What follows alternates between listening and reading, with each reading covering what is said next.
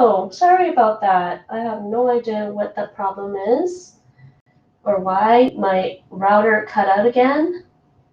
But as I wrote on my About page, I do have internet issues. I have a temporary solution pending them fixing the cable internet. I would love it if they fix our cable internet sooner than later.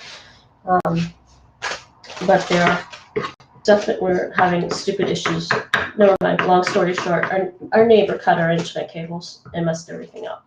Anyways, so hopefully I'm back. I think I'm back. Hi everyone.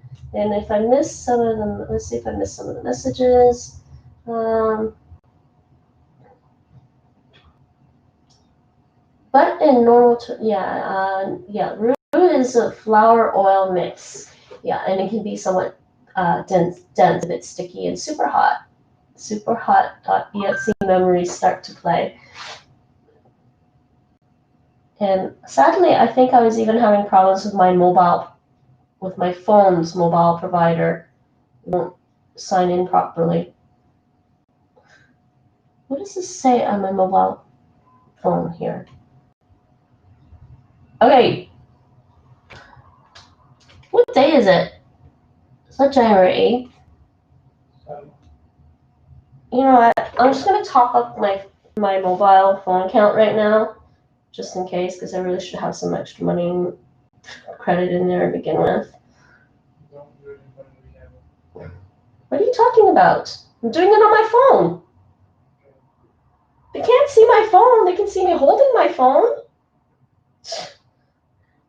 Nate, stop backseat streaming.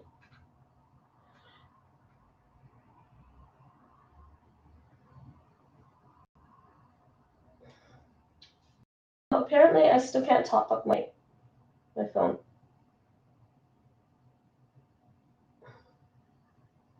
Can we?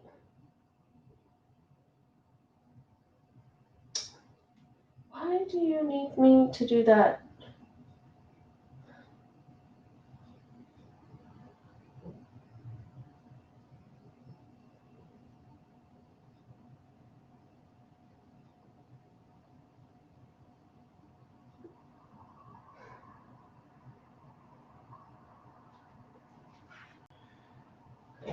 Okay, finally, I can talk with my phone.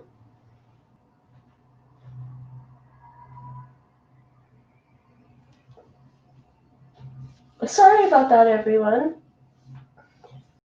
I was hoping to have a fun cooking stream, and we will continue. Sorry about the brief interruption. This, please bear with me. Trust me, I don't like this, but I'd rather stream than not stream.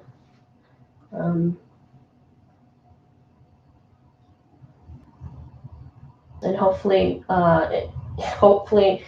we can get regular cable internet back. If not, I still have a mobile internet provider that provides unlimited sort of.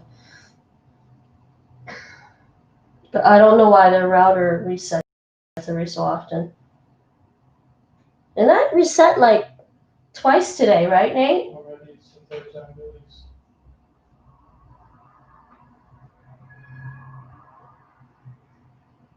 I don't think it has anything to do with the stream because it didn't work for streaming. So. Yeah, I know. The router will randomly reset, and sometimes it happens with the stream. Okay.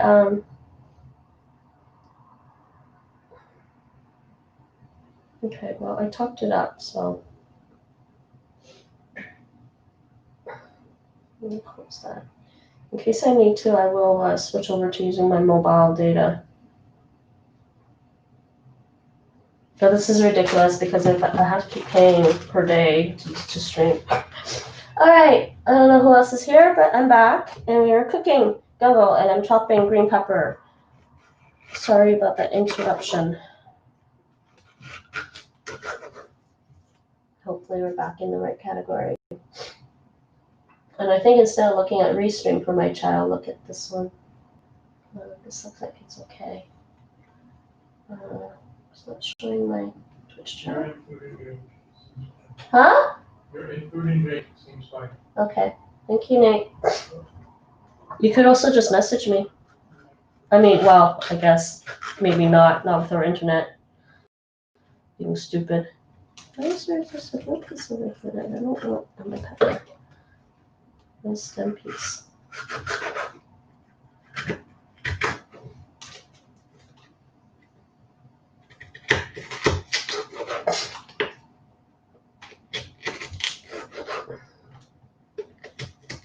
Actually, I just people can't see me cutting peppers, but it's all right. Let's see. Sorry, you can't see me cutting the peppers really.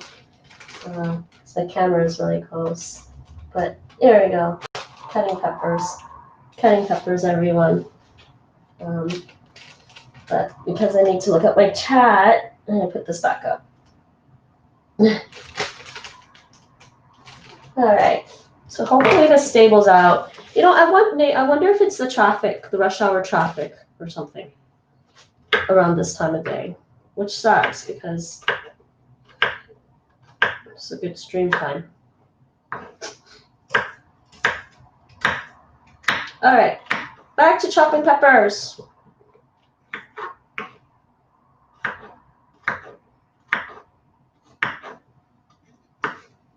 Oh, did I tweet? I did tweet. And I forgot, actually, I forgot to do something else. I wanted to use this one. Is it the custom status?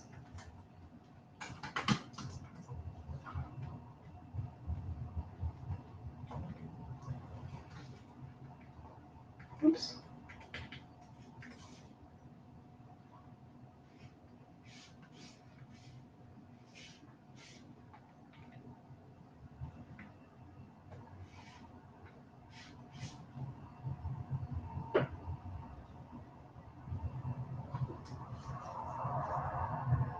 All right.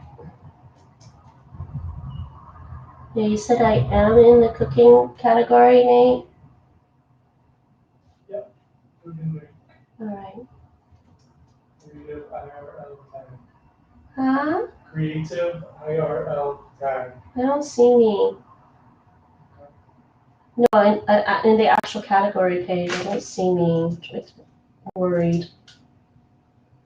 I see you. Oh, there I am. Okay, I went right by me. All right, let me check my camera.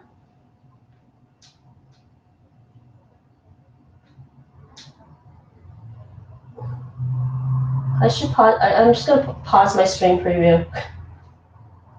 It's at 160p, but if it could be, you know, potentially too much data for our mobile internet. Unlimited data, but they're worried that there's any more than 1,000 gigabytes a month is too much strain on their not servers, on their system. Just cut these. Cut these. Cut these. Cut these. Cut these.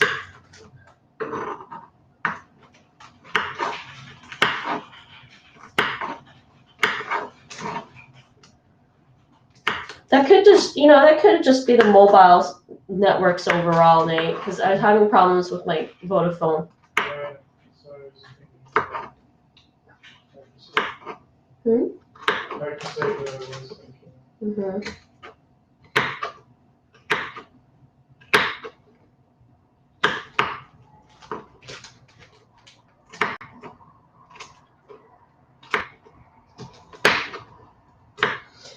All right, peppers are done. Let's put these peppers over here. And I am making a mess of the kitchen. Of course I am. I will wipe this up a second and continue cooking. We've got to continue chopping. We're going to continue chopping more stuff. I got to chop some celery as well. Celery goes in gumbo.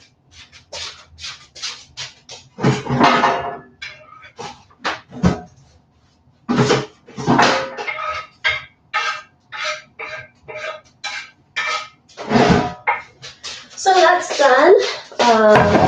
So we've got, like I said, we've got the onion and garlic, and we've got the green peppers, right? Next, okra also goes in, but I prefer to put the okra in after I put the meats in, or around the same time as I put the meats in. And the celery. always put celery in gumbo. I think a lot of people claim it's traditional to put celery in. Celery is nice for the flavor. If you like the flavor of celery, feel free to put it in. If you don't really like celery, you don't need it in. I'd say you don't need it in gumbo. Totally depends on the person. And I'm thinking 2 stalks. Two stalks. I'm just gonna put 2 stalks of celery. Put the rest of this away. Unfortunately, this is the only way to buy celery. A giant package of celery. Put that in the fridge behind me. And yes, this is my fridge back here. Because this modern fridge, and yes, makes beers in the fridge. Oh, rinsing the celery before I chop it.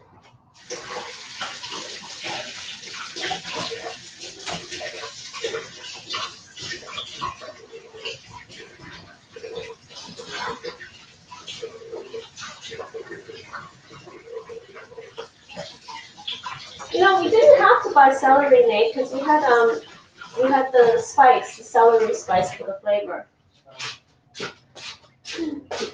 So I actually do have just the spice for celery to provide the flavor for celery. But since Nate went to the store and bought celery anyways for this dish, I decided, okay, fine, we'll just chop up the celery. Nate, you wanted me to, and Nate was very specific about how to chop the celery. That's fine. That just, okay, fine. What about the leaves? No, I'm asking you. I don't see why not. Doesn't it still have the same flavor? It smells more like mint. I'm gonna put the celery in, celery leaves in. I don't. Another thing about my cooking is I try not to waste stuff. I totally don't agree with necessarily wasting stuff. Like, what was it, Nate, that we discovered that that is really actually edible if you just cook it for a long time? Was it broccoli cauliflower stems? Broccoli and cauliflower stems, you can chop them up fairly small and cook them for a fair amount of time, and they are edible. And they actually do provide a lot of like nutrients. So I don't know why people just throw out those stems. I'm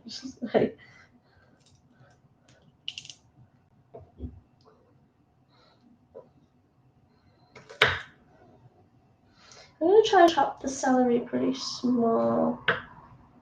Oh wait, I didn't chop it in half yet. So, in case people want to know what I'm doing, I'm chopping this in half. I'm just going to pull the knife across.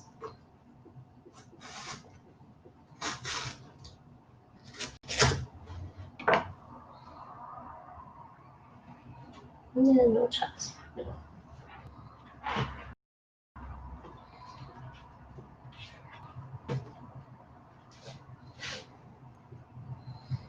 Oh, actually, I almost switched back to my stream manager. So you can check my stream manager. Okay, so everything seems to be fine right now with the stream manager, Nate.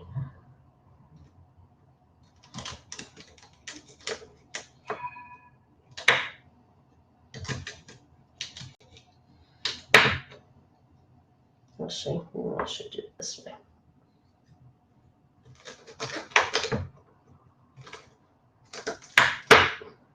I'm totally not a professional chef, people.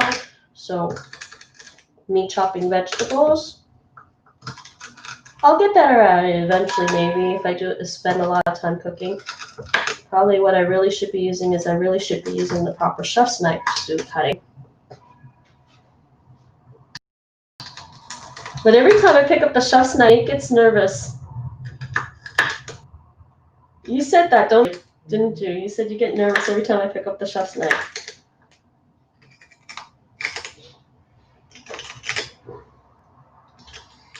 The small chef's knife that we have here, I think. Alright, celery. That's a lot of celery, actually. One stalk of celery. What? The knife makes me nervous even when I'm the one using it. I know. That big one, right? I wasn't talking about the big one, though. I was talking about the smaller one.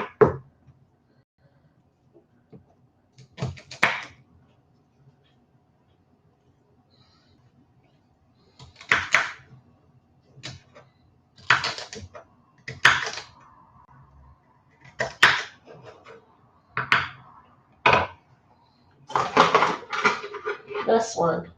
This is the one I think he's nervous about.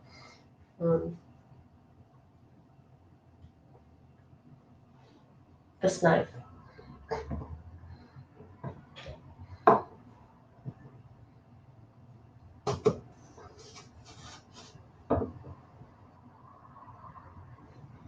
Should I go with this one?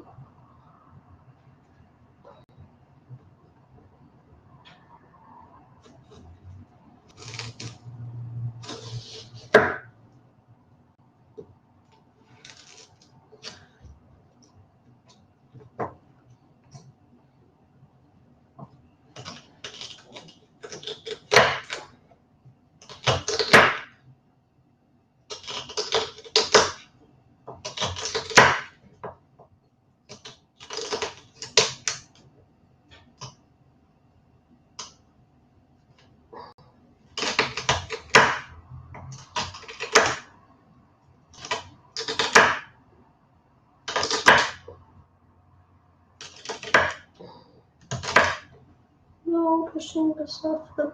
No.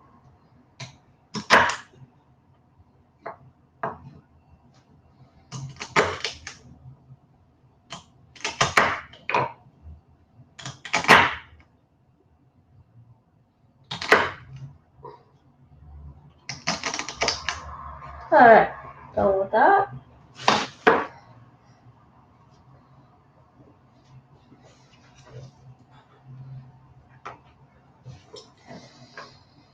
Okay, celery, onions, garlic, celery, green pepper. That's all going to go in the pot in a bit. Yeah, I don't think we need the other onions. Not so many onions. But that's all right. Well, that's just extra package of onions for like onions and mushrooms or something. Put that in there. And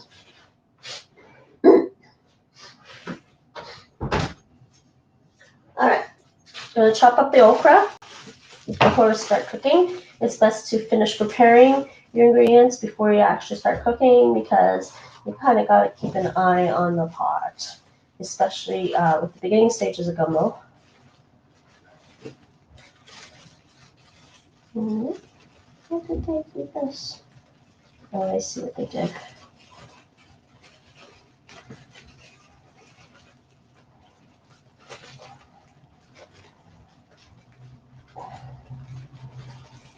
Okra. So again, I am going to rinse the okra pieces. This might be a lot of okra to put in after, Nate, but I don't know. We'll see. Need another container. Well, do you know how many grams this was?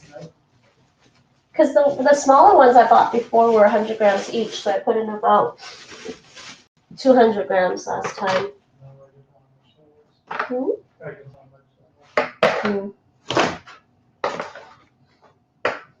You just grabbed without looking, didn't you? I looked, but they usually, I don't know how much it worked out to. Okay, so I'm going to grab a handful of okra and rinse it and see how many fit in this container, and that's how much I'm going to put in actually. I'll probably need a bit more. Probably need a bit more okra than that.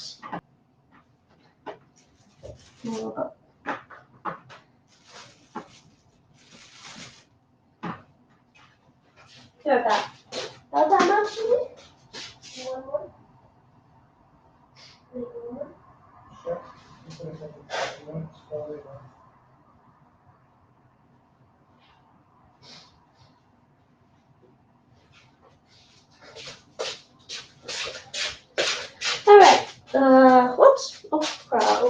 okra. And we still have some left. I don't know.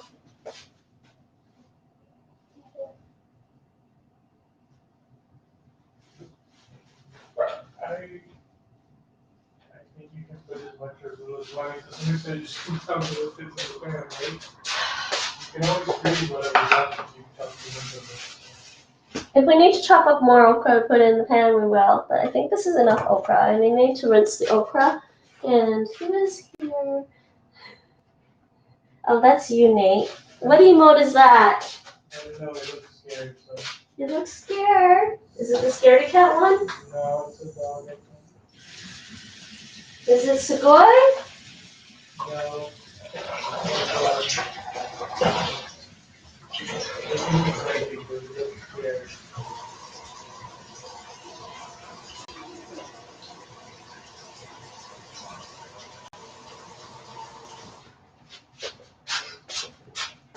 All right. So back to the chopping here. Back to the chopping.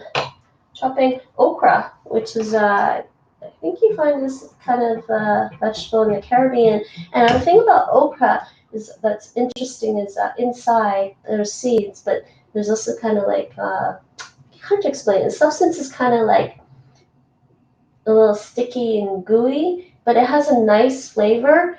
And putting it in the gumbo, because gumbo is some kind of, it's not a stew and it's not a soup, but it kind of helps thicken the gumbo. Then it's actually really nice. So I never had okra before until Nate was telling me about it being used in gumbo, and I was like, oh, that's cool. I might want to try that. I think I need the big knife for these. Use this one for the okra pieces, and the okra cooks up really nicely.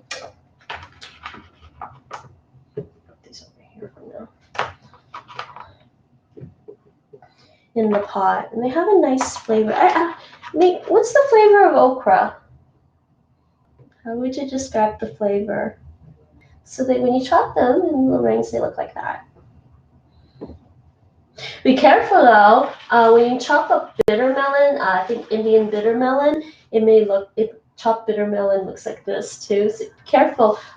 One time in Toronto, Nate accidentally bought a package of frozen bitter melon, chopped bitter melon, because he thought it was okra. He thought it was frozen chopped okra, and I was like, that's bitter melon. And bitter melon, either the Chinese or the Indian variety, you really have to cook it for a long time, like boil it over and over again to get rid of the bitter taste before you can add any other flavor to it. It's very, very bitter. So even if you like bitter stuff, it's super bitter. You really do want to boil bitter melon for a while.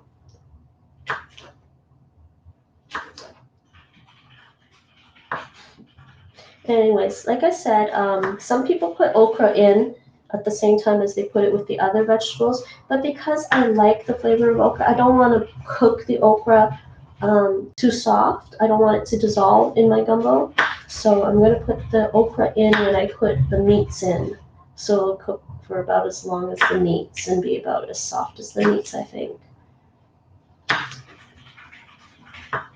Maybe I should use the other one. Anyways.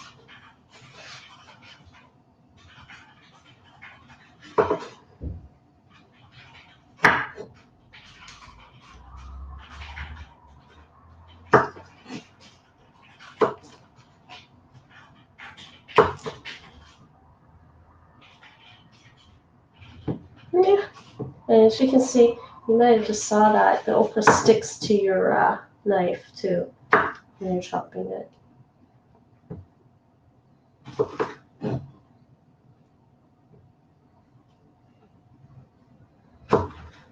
It's just easier to do it this way.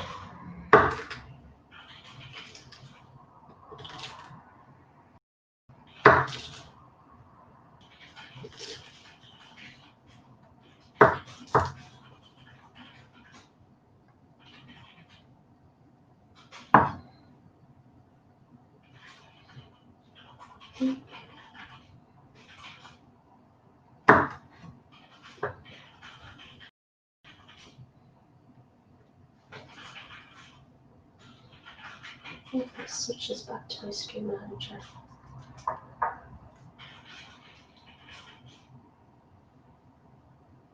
Just checking on something.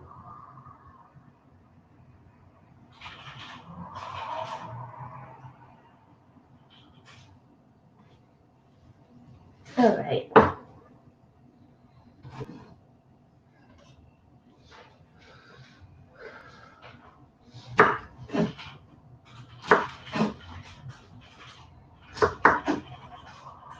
And actually, I've been thinking for a while about doing a cooking stream. But I needed to clean up my kitchen and reorganize my kitchen a bit and figure out how to be able to stream here. I certainly couldn't have done it some time ago because I didn't have the right, well, I mean, it probably could fit my normal laptop in here, the way I have it set up right now, but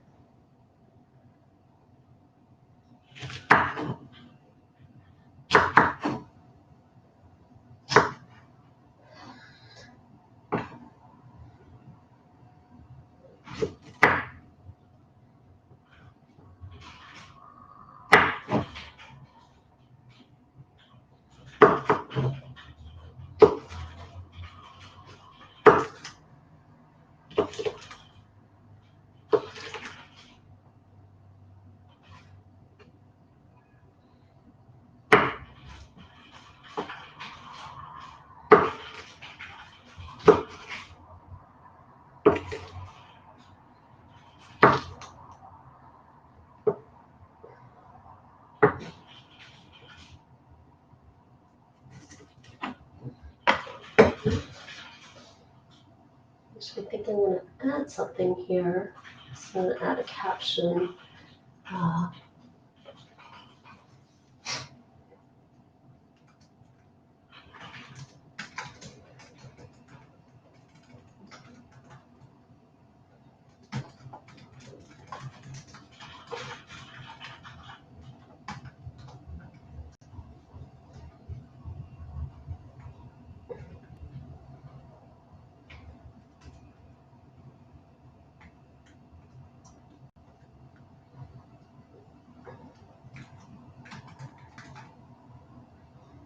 Add this caption and see if that works.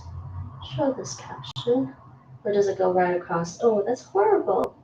Why does that go right across like that? It's funny, you can add captions on this restream thing, like, and it can show things like that. Bangwan, that's the emotes. Yeah, so it's like,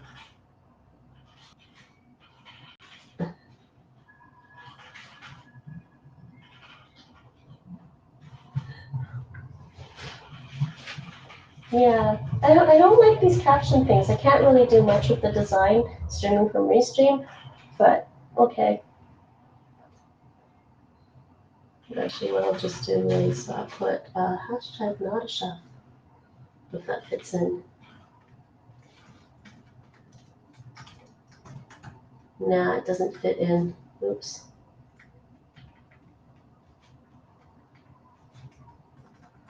We'll just leave that as it is.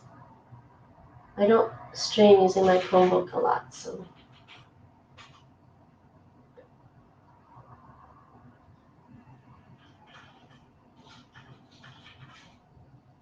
Okay. Going back to the stream manager actually. Make sure it's working. All right, some more okra pieces. Oops, and it's definitely stuck to the knife, of course.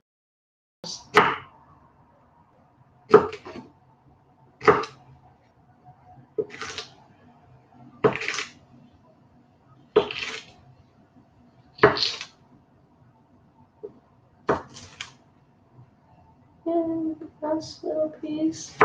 There we go. I'm actually going to move some of this okra into the container now because it's getting in the way. Oh, it's very, very sticky.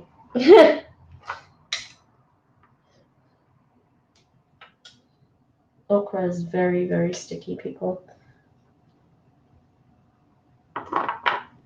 But I actually really like the taste of okra, and it does, like I say, it's a good thickening agent.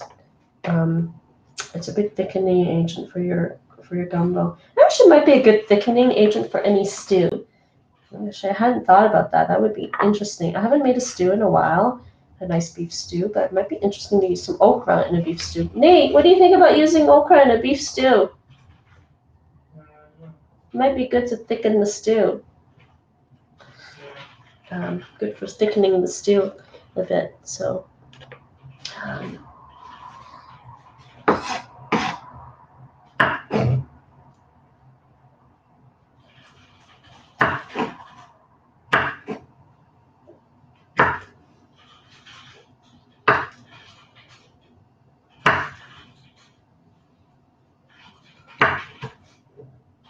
All right.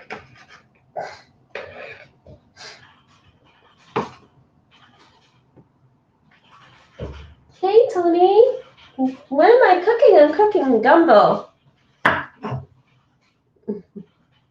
Cajun cuisine today. How are you today? And right now, I'm just chopping up some of the vegetables that we need for the gumbo. I'm almost done, actually. And just being very careful not to slice my fingers. Just do it this way.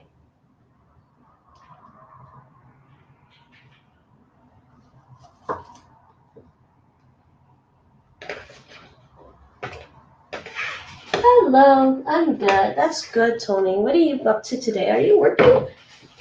Hello, Light of Buddha. What games do I play? I play, right now I'm currently streaming Mass Effect Andromeda.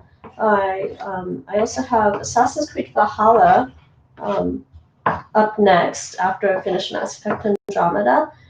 In the past, I streamed Final Fantasy VII Remake as well as Assassin's Creed Odyssey. However, I wasn't streaming when I played Assassin's Creed Odyssey, so it was just the DLC for Assassin's Creed Odyssey. And I also played a little bit of DST with my partner Nate and a friend and a few other things. I also stream languages and Taekwondo lessons. You are chopping like an amateur. I am an amateur chopper. I'm getting better at it, but alright, cool. Those games are so difficult for me. Which ones? Final Fantasy or all of them? Mass Effect, Final Fantasy, or all of them? What games do you like to play? And welcome to my stream, by the way, Light of Buddha. I'm getting better at the chopping. It'll be slow, but whatever. But I am using the big knife today. Nate gets nervous whenever I use a big knife. But to be fair, Nate says he gets nervous when he uses a big knife.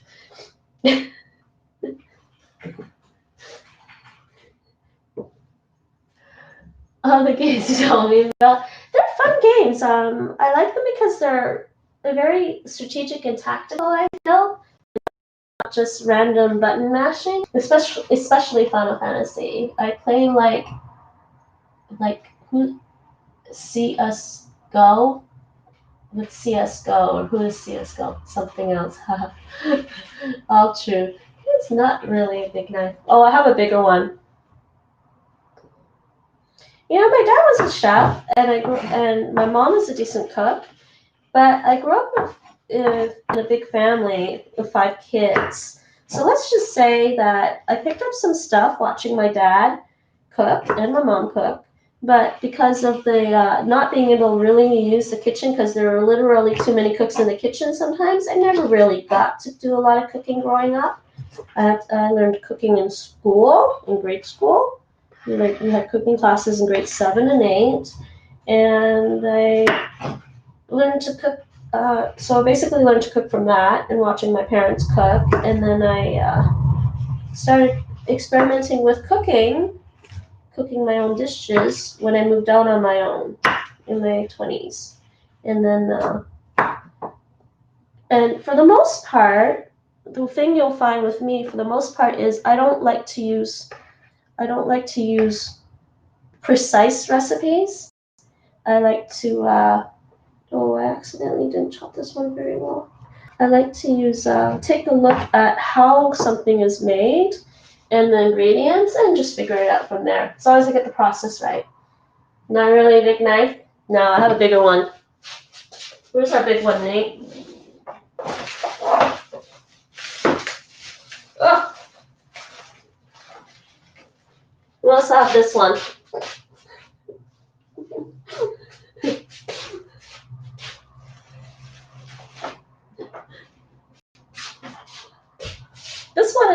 This one's thicker, not quite as long. The other one's a lot longer.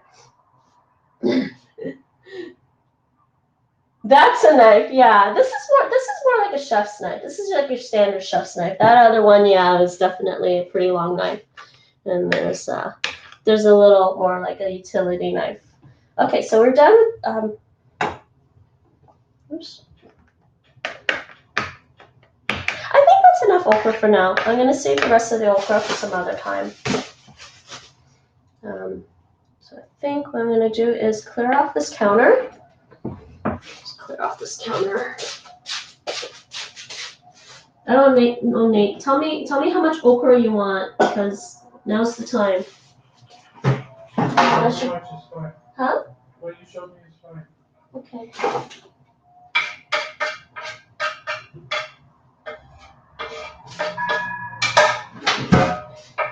Now over here to the other side of the counter, and I'm gonna move this. So these are our chopped okra. I don't know if everyone can see that. Yeah, check. I'm constantly switching between. Actually, what I should do is pull this out as a separate window. Then I can switch easier. I'm constantly switching between Restream and my stream manager. So that's the chopped okra. I forget, Tony, where are you from? I know you're from the States, but where in the States? Are you from Louisiana or somewhere?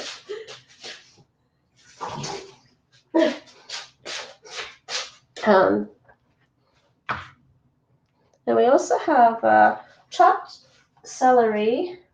Oh, just dropped one. Chopped celery and green peppers. I just dropped one. Counter is clean though. I actually washed the counter today. Yeah, last night and today. Well, more last night. And we have chopped onions and garlic and a little bit of the celery there. And I'm just gonna try and ooh. I think I got like pepper seeds all over the place from cutting the peppers. What is it? What is what? What time? This one? What time is it? Oh, what time is it? For us, it's Nate, you can answer that. It's almost 6 p.m. for me here. I'm gonna put the rest of the okra away for now, actually. And this is my fridge. Yes, everyone, this is the fridge. And I'm just gonna quickly wipe up this part of the counter before I start cooking.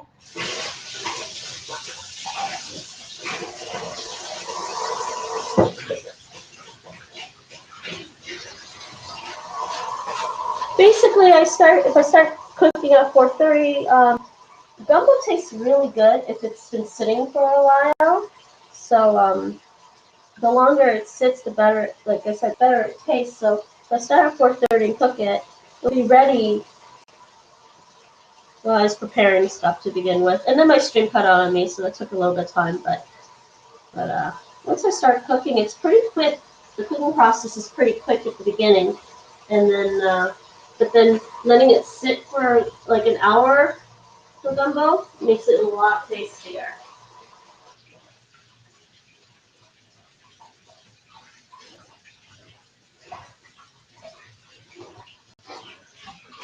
And finish this counter because I need the space.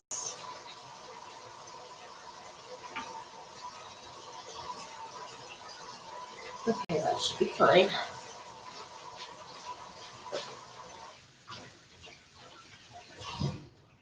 All right, and now the fun will begin.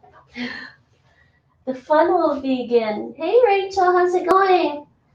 It is dinner time. My family, when I grew up, my family used to make us eat at 6 p.m. My mom would have dinner ready by 6 p.m. But when I moved out on my own, it was really hard to get dinner ready by 6 p.m., especially when you finish work at 5 p.m. and don't get home until 6 p.m. So I generally ended up eating dinner a lot later, like somewhere between 8 and 9. And then when I was doing Taekwondo, I would go from work to Taekwondo, straight to Taekwondo sometimes, or from work to home and then to Taekwondo. So I didn't really eat dinner until after Taekwondo. Hey, Rachel, how's it going? It is dinner. Had I missed the cooking? No, you haven't missed the cooking. You missed the chopping. You missed the chopping part, and I still have all my fingers. And you're just in time for dinner. Dinner will be a while, so yes, because now it's going to be a hard part, and it may be hard for me to keep up with chat because I have to. Because the thing that's hard about gumbo is cooking the roux, and the roux is basically flour. You make roux with flour and oil. No.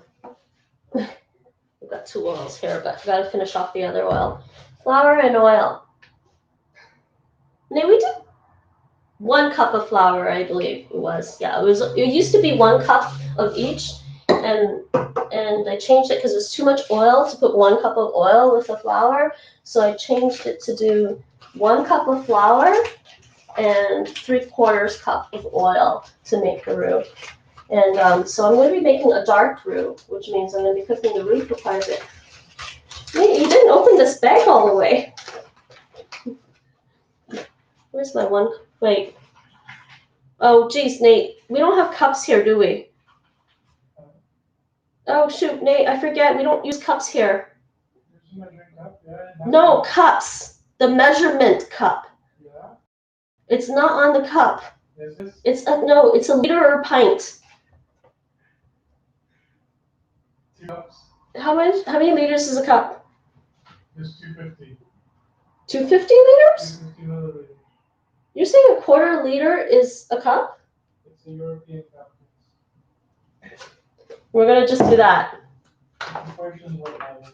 Yeah, it's the portions that what matters. It is true.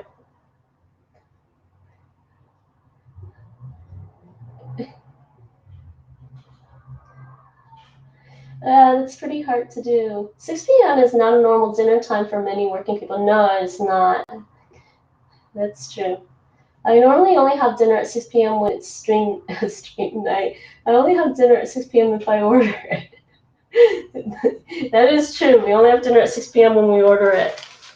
And I find it very strange that Dutch people, I think most Dutch people tend to have dinner at 6 p.m.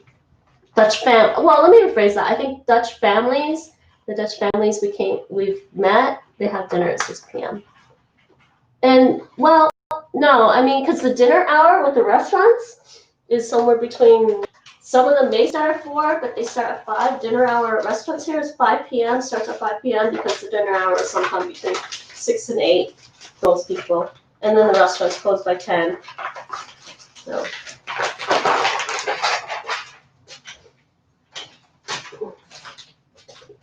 I think that's, let me see, that's about, there's a little bit more, but that's fine. That's fine, it's approximate. It's fine if there's a little bit more flour. So we got that. So I'm gonna switch this now. Should I switch this now? No, I'm gonna pour it first and then switch the camera over to the pot so you guys can see what's in the pot. Wait, Nate, what's this thing? Oh, wait, Nate, this thing is, honey. What? The beaker thing is in ounces and liters. Okay, wait. Okay, 1/4 liter, right? Yeah. Wait. Less. Huh? I bet you one less, or a little more than that. Yeah, I need less than a 1/4 liter, so maybe like 200 liters. What is going on here? This is, why does it say milliliters, Nate? What? What? About 170 milliliters.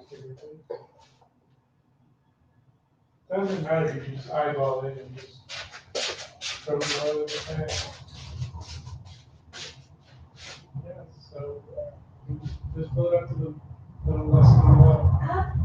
This is, how is that even the same as the flour? My brain is broke today, everyone. Please excuse me. Rachel is correct. It's 8 fluid ounces. So you want that? Okay, fine. It's 8 ounces. Yeah. Less than. So we're gonna use less than 8 ounces. That's fine. About 5.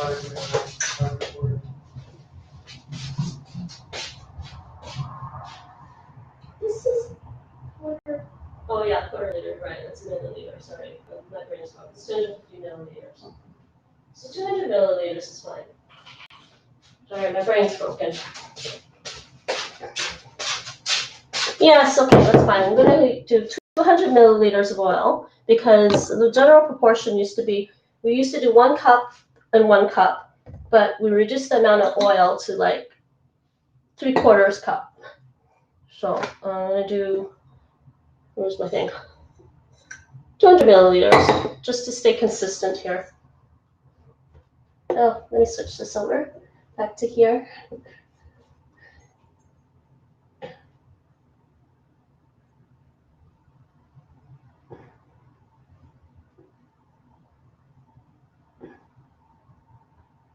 Yeah, you use a mix of metric and, so going back. Wait. Rachel says that much is 1 cup, and Tony says 1 cup is 250 milliliters. Yes, they're talking about British versus an American cup. UK people know word for accent, according to Google. Next year will be like, just to be different, we use a mix of metric and imperial. That's probably true, so is Canada. 1 milliliters. I don't think her cup is that precise, Rachel. No, it's not. And it doesn't matter for gumbo anyways, because I don't want too much oil. So even if there's a little bit more flour and a little less oil, it's fine. And generally, as I explained, I don't generally do precise measurements for cooking. A lot of times I cook, well, when it comes to spices and flavors, I cook to taste. And with this guy, kind of a little bit less oil and a little bit more flour isn't going to really hurt the gumbo. Okay, why do they... Nate, this is not the same oil we bought before. Why did you buy this oil? Huh? No, but why is it wrapped up like it's a bottle of wine?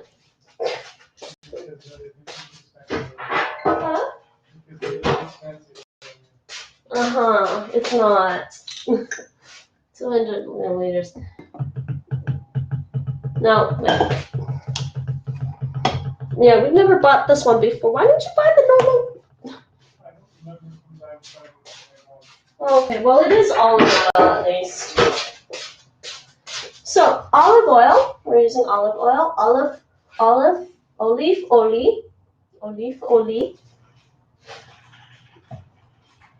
1 cup is 8 fluid ounces. Are you trying to find the right quote? We don't use cup in the UK. Yeah, I figured that. No, it's not my first time making it, actually. I just don't remember. I don't remember using this cup. Because I just don't remember. I made this like a couple of times here since we moved. I made this a lot when I was back in Toronto, where we use cups as a measurement. Where the thing said 1 cup, half a cup, 3/4 cup. It's still taking me a while to adjust to using these measurements. So 200 milliliters versus 250 is what I'm going to do. Okay, that is actually a lot of oil.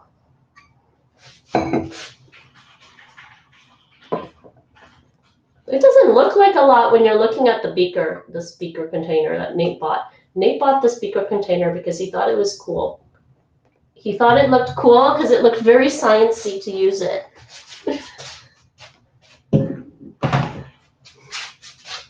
Plus, I admit, this part is cool because you can stick this in there and you can use this to baste your meats, which is really fun. No, honestly, it's been a long time since I've cooked a lot. I used to cook a lot more when I was in Toronto, I think. Yeah, Nate, I cooked a lot more when I was in Toronto, right? There might be a little bit more oil than I wanted. So, anyways, so I'm going to switch our camera over to the pot camera. Okay, so there's our pot. There's our cooking pot.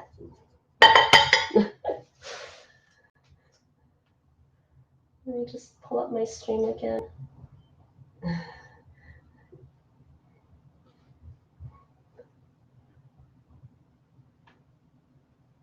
Okay, so with the cooking, now I'm going to put the oil in here, right, with the flour.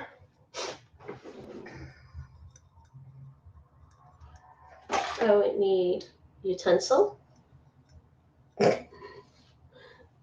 Pour. Still dripping oil. And we'll put the flour, right? Now, before I start cooking the roux, I like to mix up the oil and flour first and get a nice consistency. So let me catch up on chat before I start cooking. So be warned, I'm gonna actually pause my chat while I'm cooking the roux, and I'll catch up on chat after I add the liquid and the vegetables into the roux. After I add water to the pot, I will catch up on chat because it's really when you're cooking the roux, it's very easy to burn the roux if you're not paying attention. So I will pause chat. It's fancy. Yes, exactly. That's what Nate was saying. No, not the first time making it, but she's trying to be more precise than usual. No, Nate, it's just that I forgot that we don't have normal cup measurement here. I have to use milliliters. Also, I bought Assassin's Creed Valhalla. Oh, cool. Till after I tell you. That's cool, Rachel. We start playing it. It arrives tomorrow. Why don't you just buy the digital version? Or it's not on sale yet. Something for the weekend then. And the beaker looks cool, but it's a pain to clean. Yeah. Oh, Nate, we need one of those bottle brushes to clean it. I want to finish Horizon Watch Dogs first. Glad Canadians only use metric. That's good to know. No. We use pounds for weights. Like if we talk about how much I weigh, I would normally say pounds. And height too, actually. Height, yeah. Height, we would say feet and inches for height, and talk about pounds for our weight. But when driving, we talk about so not quite the same. So all right, so I'm on my restream here. Is this going? Just making sure this is still working. Cool. Oh wait, I'm on the wrong thing on my restream window here. All right, guys, I'm gonna pause chat while I hold on.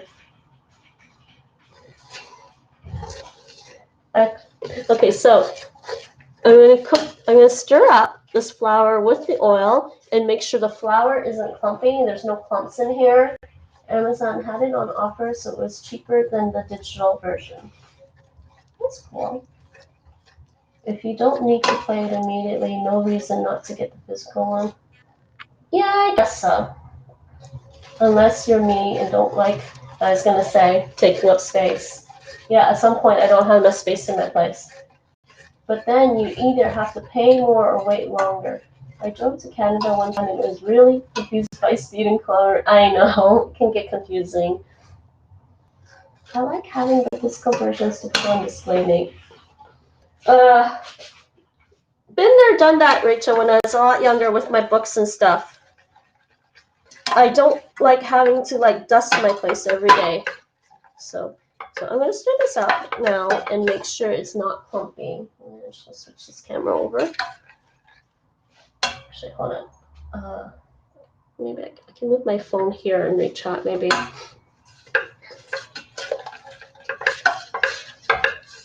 I mean, I can try to keep up with chat, but there's still a few clumps. I don't like it being clumpy. So before I turn on the stove, before I put the heat on, I'm going to try and get these clumps out. before I start cooking. So I'm going to try to make this a dark roux. And what's the color we're going to go for, Nate? The dark brown? Oh yeah, this one. So for the roux, for the dark roux, let's see. I'm going to try and get it. Okay, this is kind of still medium colored for a roux. I'm going to try and get somewhere like closer to there. Dark roux color. Because what happens is when you add the water to it, the color of the gumbo is a lot lighter again. And this is a flour pumped in here already. I think this might be okay.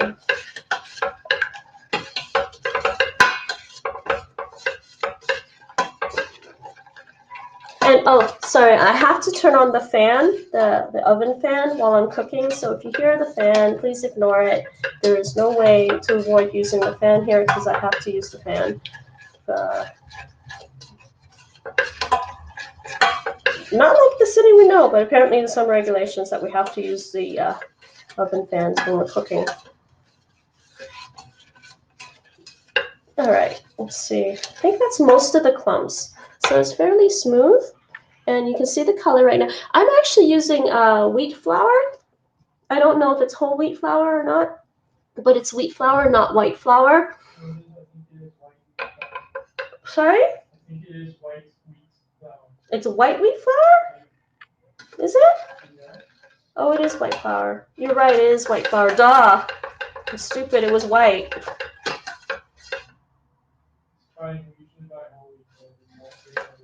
Yeah, so you did buy white flour. But it's wheat flour is what you're saying. What other flour is there? Corn. Yeah, but we never use corn flour for gumbo. No, we don't. My point is, oh, sorry. Yeah, I thought I was using, yeah, sorry, it's not whole wheat flour. Sorry, I like whole wheat flour. So yeah, this is not as dark as it would be if I used whole wheat. I'm spacing, guys. Please ignore me. I'm spacing. The flour was totally white. Okay, so I'm gonna have to turn this on, and possibly. Okay, so I'm gonna turn on the stove, and I'm gonna start by doing this on low heat, and I actually have a gas stove. It's a gas stove here. That's what came with the apartments. There's a gas stove. Let me see if you guys can see everything. Move this camera maybe over here, and you guys can see. Okay, there. So that's a gas stove. I would prefer to have an induction stove someday. So I turned it on fairly low right now just to heat up. And what I'm going to do is to make the roux and try to get it dark is whenever the roux changes colors, whenever the roux itself changes colors, because it will get darker, and you can kind of see a color change happening at some point, I will start to turn the heat up a bit. Actually, Nate, or did I start it on high heat and then dropped it? Am I doing it in the reverse again? I forgot. Did I do it in high heat first and then drop? Yeah, okay. Why did I think in reverse? I don't know why.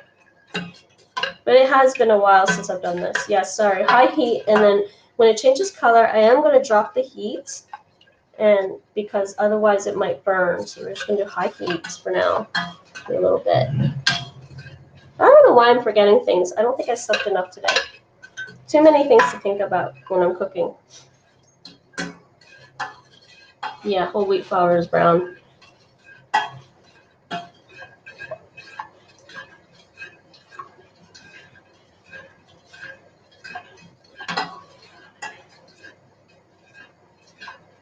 That's fair. The speedometer don't show both markings. Last time I drove in Canada or anywhere was ages ago, but my ancient US car had both. Why did your ancient car had both, Nate? UK ones show both miles per hour and kilometers per hour. I had to pull over to switch it over to kilometers. You crossed the border and then you had to pull over and switch it. That's cute. Digital? I had analog at the time, so it wasn't an issue. Roux gets smoky. Yes, it does. At least the Cajun version does. Yeah, because we're going to be doing a dark roux. And yes, if you think this is a bit tiring, it is a little bit tiring. And this pot is actually, because it's a gas stove and it's got the burner elevated, I kind of have to go on tippy toes a bit to see totally into my pot. It's horrible. The camera's okay. I want to make sure the camera doesn't overheat on me or something. I don't think the camera's too close.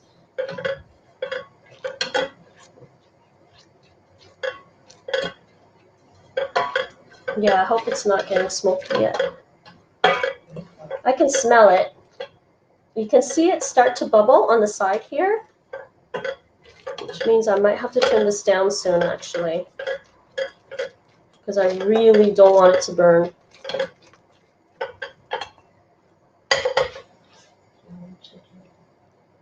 Okay, turned it down a bit more. See the flames there? I really don't want it to burn.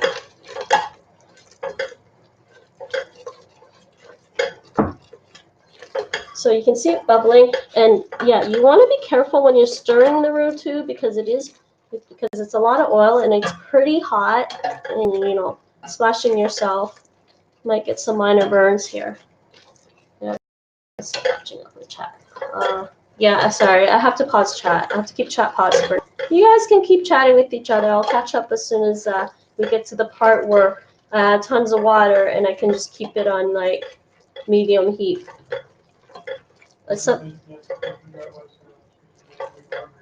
Huh? Who can't? Oh, Tony. Okay, you don't have to read chat for me. It's fine. I will catch up with chat in a bit. I'm making you hungry, I know. But isn't it lunchtime anyways?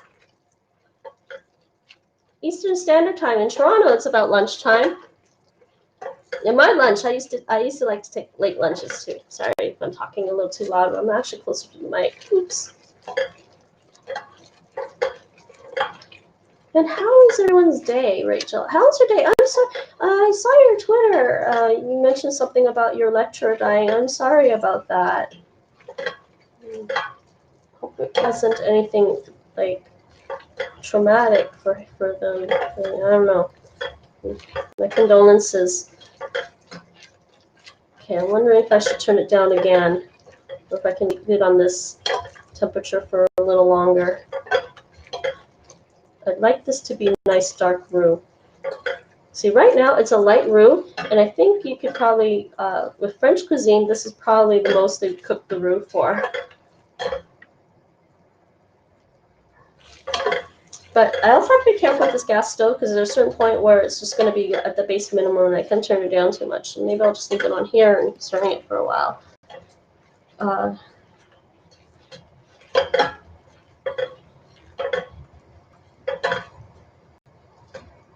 Whole wheat flour is brown. Yes, I know. I'm just being stupid and ditzy today. It probably didn't help that my stream cut out earlier because our router reset. And it just kind of like gets distracting because then I have to keep an eye on the internet as well. But right now the stream's fine, right? The internet is fine, Nate. Our router is fine.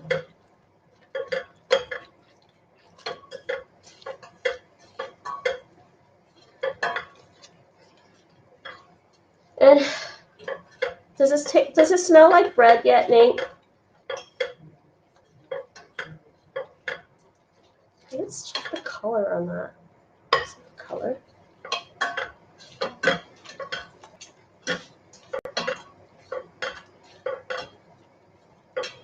Whole wheat works fine too, but they don't have it, so I grabbed the normal white wheat flour. Yeah, sorry.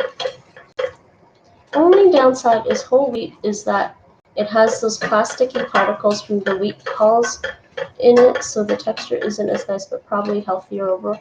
I don't know. I didn't have a problem with the gumbo using whole wheat, Nate. That's smooth enough to me.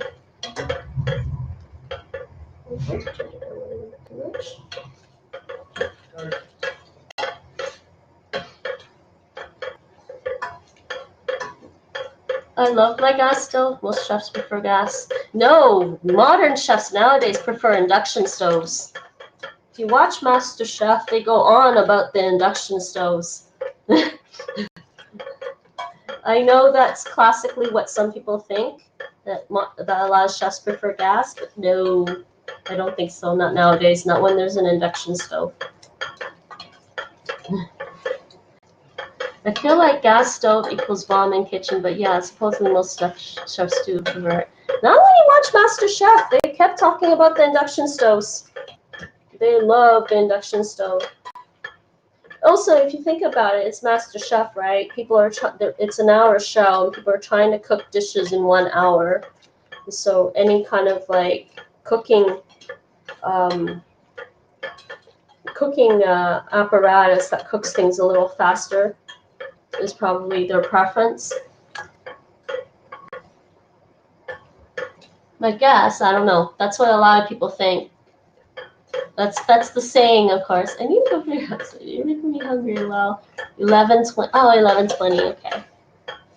Yeah, we got sent an email last night about it. Oh, sorry. Sorry to hear it. That can be shocking, even if you aren't really close to the person. Okay, yeah, actually, maybe I turned it down a little too much a little minute ago, but I think it's starting to change color. I'm going to keep doing this a bit more.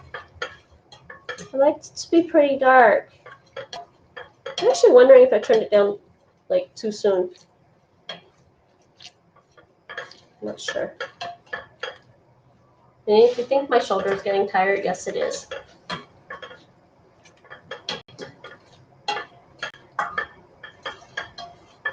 But anyways, to prevent it from burning and sticking to the bottom of the pot, you definitely want to keep stirring.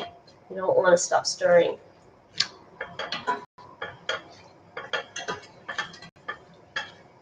I don't know, gas stove, making roux, Nate? Yeah, bomb in the kitchen, potentially. We'll be fine. Sorry to hear, yeah, we only just found out the week before Christmas that they were ill. Induction are great, that I agree. Yeah, I'd love to replace this one, but my landlord is apparently of the chefs prefer gas variety. I don't buy that. Anybody else watch Master Chef? If you watch Master Chef, they talk about the induction stoves and how great it is.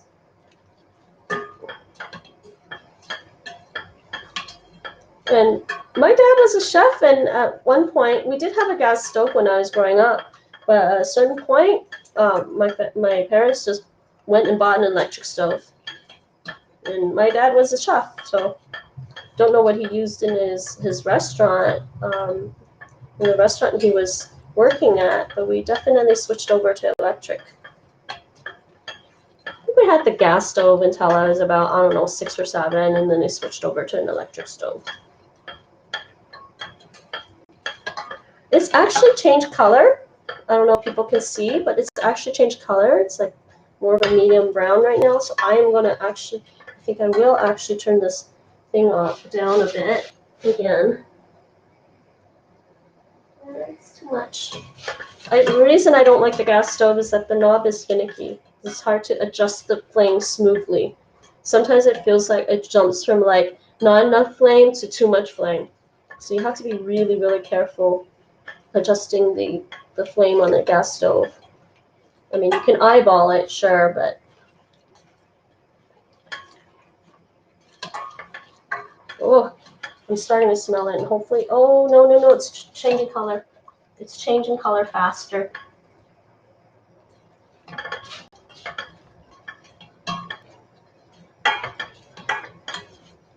So it's changing color faster.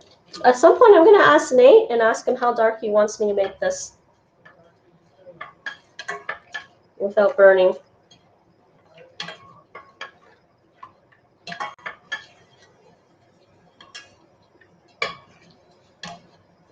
I'm going for dark, really dark roux. At this point, if I put water in this, if I add water to this, it'd be too light for roux. It's got to be darker. But before we add water, what's going to happen is I'm going to add in the onion and garlic, celery, and green pepper, and stir it up. And actually, I might not ask Nate to assist with that because I still have to stir the roux at the same time as you add the vegetables. Gumbo is definitely one of those dishes. It's nice to have an assistant.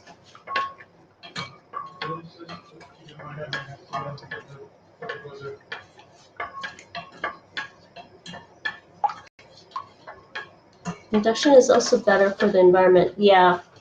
It's actually kind of neat, isn't it? And you can turn it up a little. It's nowhere near ready. It's not ready, but it's changing color fast, though. I'm leaving it on this temperature for a while. It's just I have to keep stirring it. It's getting thicker. No, I didn't say I needed you now. I said at some point I'm going to ask him to come.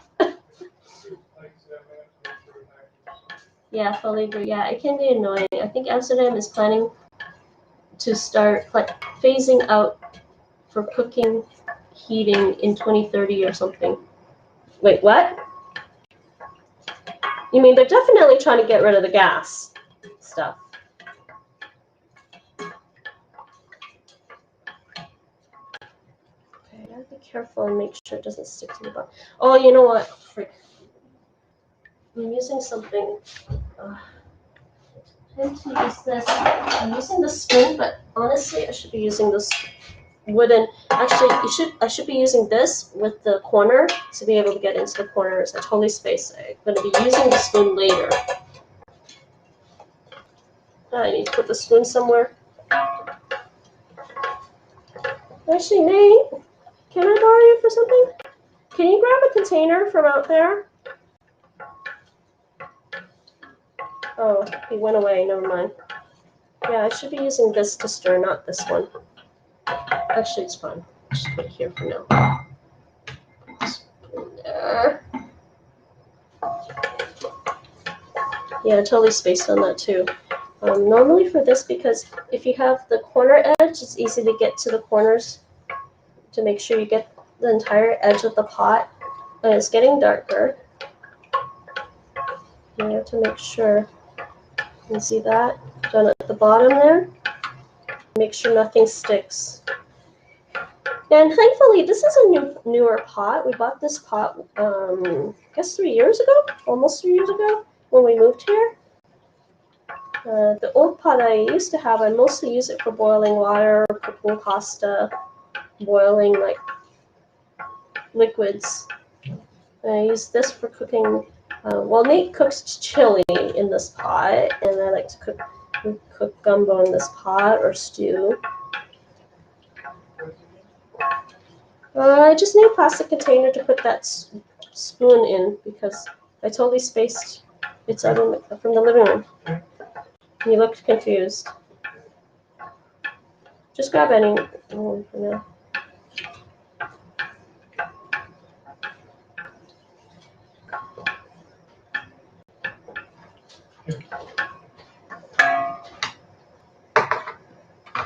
Thank you, Nate. You're welcome. It's getting dark, but not too dark yet. I think. Should I turn it down again? No. You can go for a little while. Yeah. Oh, splashed myself a little bit. Oops. Wasn't a lot. Yeah, I'm okay.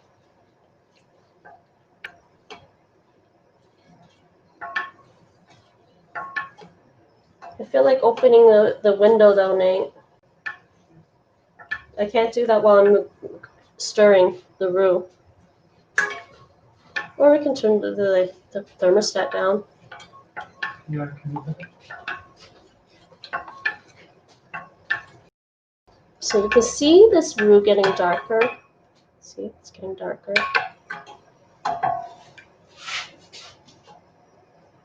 Use this.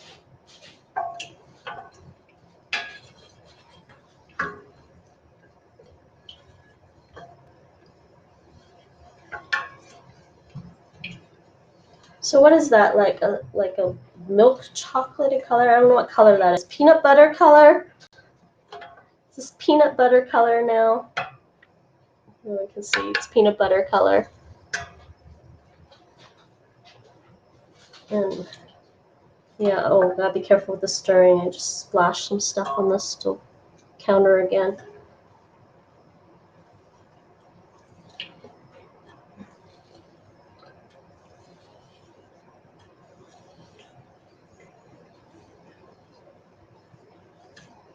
Now, how dark did that lady make that gumbo, Nate? Maybe she used a lot of black pepper.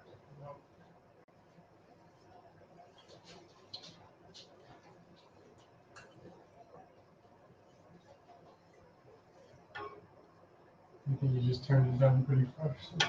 Yeah, I turned it down quite a bit, yeah, early on, just to be sure.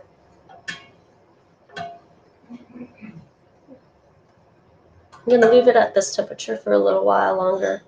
It hasn't exactly changed to the next real level color. It's like gradually changing color, but not quite yet. Yep. I think at some point, Nate's going to walk in and be like, it's smoky enough, okay. What does it smell like to you, Nate? Smoky bread or something? Huh? Toast, that's what Nate says. Smells like toast. Not burnt toast. It's supposed to smell like toast.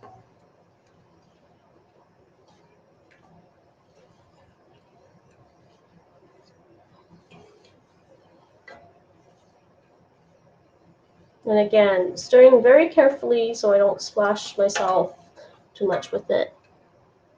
So, but I am definitely keeping an eye on the pot. Did I just splash myself again? What the hell? I'm not even stirring that hard.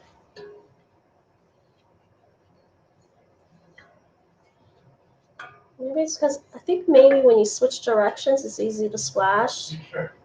Yeah, kind of have to go in one direction. But I was trying to go in. I'm trying to go in an S shape to make sure I cover the whole pot, right? Or do I stir? Actually, maybe stir in one direction and small and big ones. Actually, that one kind of stung a little bit. Got on my finger. Okay. Watching Nate? Nate's watching me, guys. He does this every time I make gumbo. He has to come in and inspect the roux. But you're making sure I'm okay? Meanwhile, I actually make a better gumbo than he does because I do make it a little darker and smoky like he likes. And Nate's lazy when it comes to cooking. He really does not like this part of making gumbo. He hates this part. Yeah, I need the other one. That's loud. Sorry about that, everyone. That's the fan. Apparently, we're not allowed to open the window to air out our kitchen when we're cooking. Is that really a bylaw of the city? Or is it like... That's just the bizarrest thing I've ever heard. Because it's air pollution if I open the window while I'm cooking. I'm like, what? I mean, there's smokers and cars, and that's even worse. Ooh, look at this. It's gotten darker.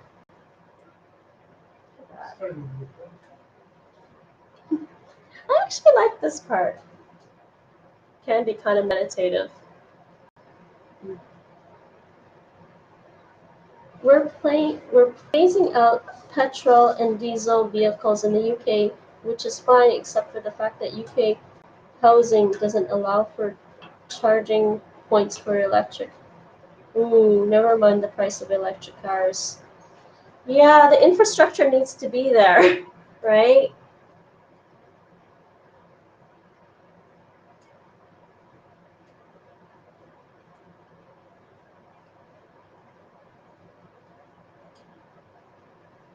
I guess you'll just have to try to find like a newly built home that comes with like, you know, electric charging stations for your electric cars. So we're getting to like a milk chocolate color now, not peanut butter, but milk chocolate. I'm trying to get this to like a dark chocolate or a nice dark roast coffee. Isn't it called dark roast because it is actually dark, Nate?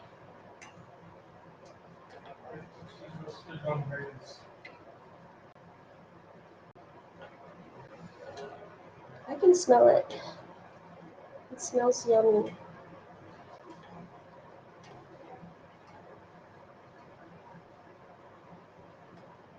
Yes, and hopefully for the rest of the stream doesn't die.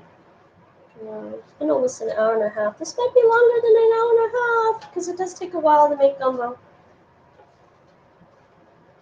No, I mean, I could have pre-chopped all the vegetables first, but I don't like doing that. Like pre-chopping vegetables and putting it in the fridge overnight. I don't like doing that. I'd rather just chop them fresh when I'm going to cook them. It's not burning, I don't think. Don't need that. Yeah, we need the vegetables. Yeah.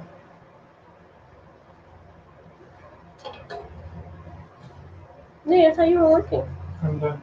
Oh, you're done working. Oh, so you can be my cooking assistant.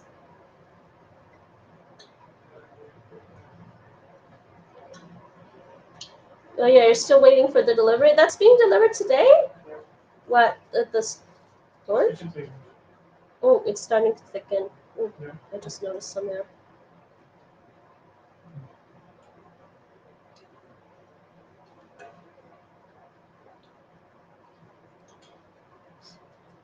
So the next stage of this, at some point, when we decide that the roux is dark enough, add the vegetables. And what I'm going to do is, I think traditionally, they just add the vegetables and add the water right away. But I'm going to add the vegetables and cook it up with the roux for a little bit first. Kind of, sort of, I don't know if it exactly caramelizes the vegetables, but it does a nice thing to the vegetables to cook it up first.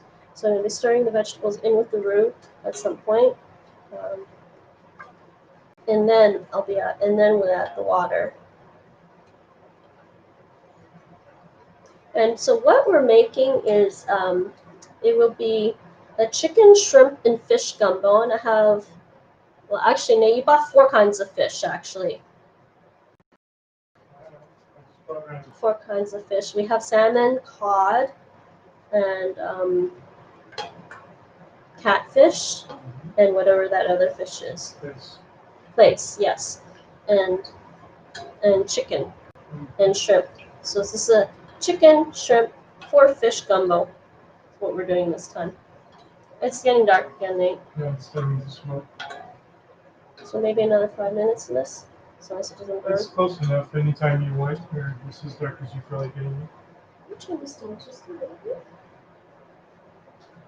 Oh, is it on the lowest setting now? Yeah, it is. It'll be quite a bit darker, but I mean, it's dark enough to see. It shouldn't really burn. This pot doesn't, like, as long as I keep stirring for a little longer, the pot shouldn't burn. It shouldn't burn.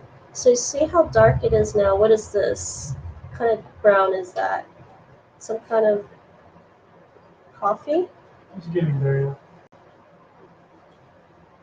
At some point, it just becomes like as dark as you think you can get it without it actually burning. That's the whole point. Or just when your arm gets tired and you don't feel like stirring anymore. My arms are strong. My toes, my tippy toes are getting a workout now. My calves are getting a workout from standing on my tippy toes while doing this. You can see that. Hmm? You can see that. I'm just slightly short because it's a gas stove and the burner is elevated, so. I think if it was an induction stove, I wouldn't have to go on my tippy toes.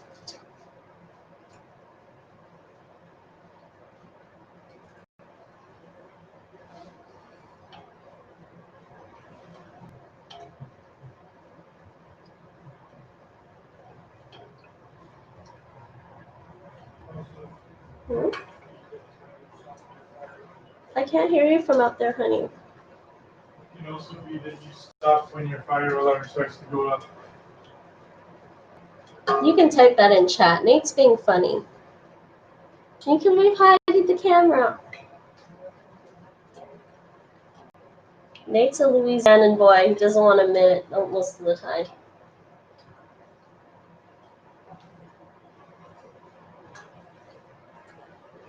I think fundamentally Nate is still a country boy at heart. But he likes the city. He loved being in Toronto. We used to go for long walks in Toronto. We go for walks as often as we could in Toronto. Ooh, it's getting darker again.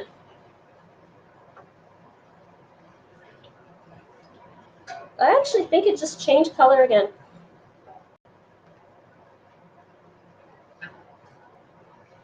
So I think right now, my stove is at minimum. I don't think I can turn it down anymore, but it is changing color again. It's purely up to you at this point. Well, you like it smoky. You've never complained about me making it smoky. Roof up there. Huh? You can see smoke by the lens, so it's being smoky. But you definitely need a good pot to make gumbo. You can't have the roux sticking to the pot at all. The minute something burns, it's done. It's done. And you gotta start it over.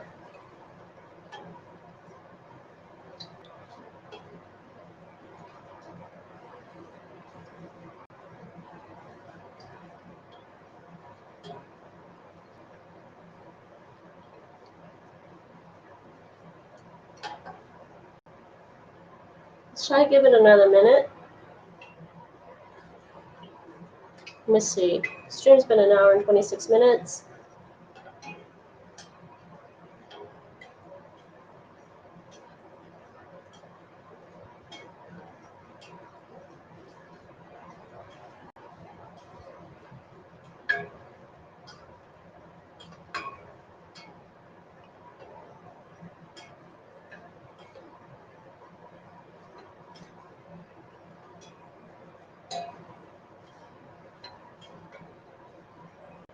Man, I feel like, Nate, with this new pot, we can really try to push it darker.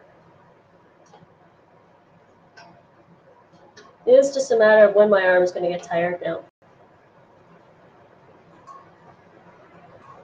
And I don't stir quite as well with my right arm. I'm actually left-handed, so.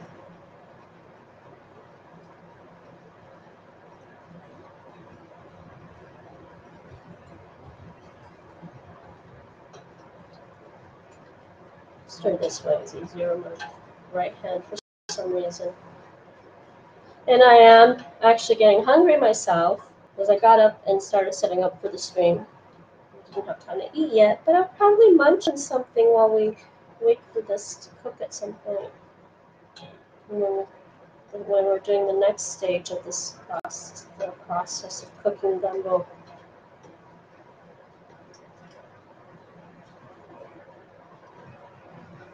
Well, gumbo is one of my favorite dishes because it uses a lot of cayenne. I love cayenne. Cayenne uses cayenne, salt, bay, and put a couple of bay leaves, pepper, and I think that's it. Black pepper, as well as the green pepper that's in it. Is this dark coffee yet? It's doing that. This is my actual coffee. Yeah, the label, not the coffee. Because actually, when you put that coffee in the pot and add water, it's usually darker, isn't it? I don't know. I mean, what color is your coffee normally, Nate? Coffee color.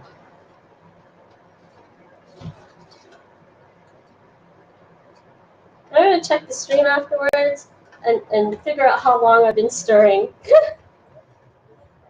Well, I mean, if you're really good at this and you want, put it at the highest heat that you think you can handle without burning the roux, and just keep stirring it, and then switch it over and try to get it dark. But it's pretty hard. I have to admit, it's pretty hard to do it that way. So the trick, I think, is definitely when the roux changes color, turn the heat down a bit. Because you just want to maintain consistent heat throughout it, and then cook. I don't know, I am starting to get tired. Let's do this. It's almost, okay, the stream's been an hour and a half. Okay, let's add the vegetables. Nate says he thinks this is good enough because it's smoky already. Yeah. And so let's get the vegetables.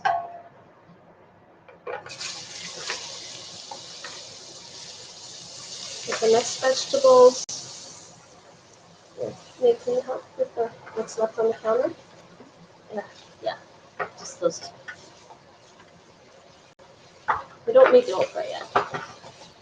So now we add the vegetables, and I'm going to cook up the vegetables a little bit like this first with the roux. Just use a spoon or something.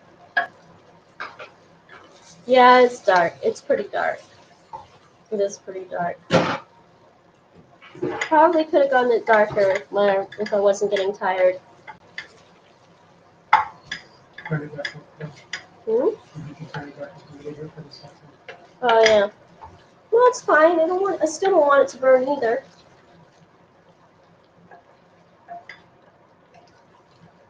Okay. Okay, so I'm just turning it back up a little bit just to saute the vegetables before I add the water. And then when I add the water, I'm going to grab the meats out of the fridge. And we're going to add the meats. Actually, wait. We add the okra with the meats or a little later? Usually a little later, I guess, but again, it can be even now. It's pretty dark, actually. Mm-hmm. You know, like the black bean sauce color? I would love to get it that color. And not let my arm get tired.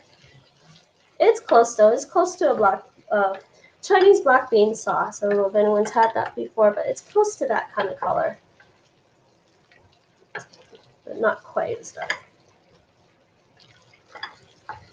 Or maybe like a hoisin sauce, the oyster sauce. Mm-hmm.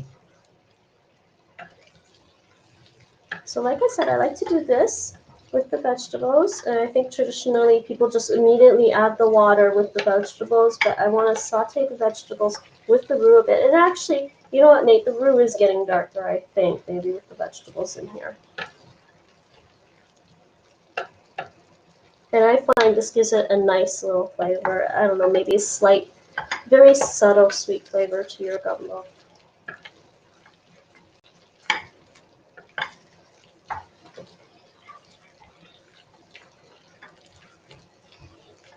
Man, with it thick like this, it's not quite like stirring the rice and marshmallows that you would for making Rice Krispie squares. But I remember trying to make Rice Krispie squares when I was younger with my family, and they're like, "Oh, stir this," and I'm like, "Oh my God, how do you stir that thing?"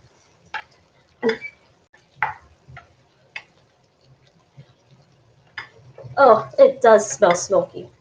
It's got a nice smoky smell with onions, garlic, and pepper and green peppers. Oh my God, yeah, they're really hard to stir. Yeah, the Rice Krispies. So it's a little like this, it's a little like that right now. I'm getting a workout, Rachel. Everyone, I'm getting a workout for my arm. And I'm left-handed, so my left arm is getting stronger when I cook. And I really should try to stir with my right arm to make my right arm stronger. Okay, I think maybe we can add the water now. Yeah. So I'm just going to grab this water, pitcher of water. I'm just going to add this. I'm going to leave some room to add the meats. I think we need more water, possibly. Can you boil water, Nate? Actually, I can do it. It's fine. The most crucial part where I need help, might need a lot of help, is at the beginning when I'm trying to add the vegetables to the roux. So that's how we make the roux for the gumbo to start. That's how you start making your gumbo.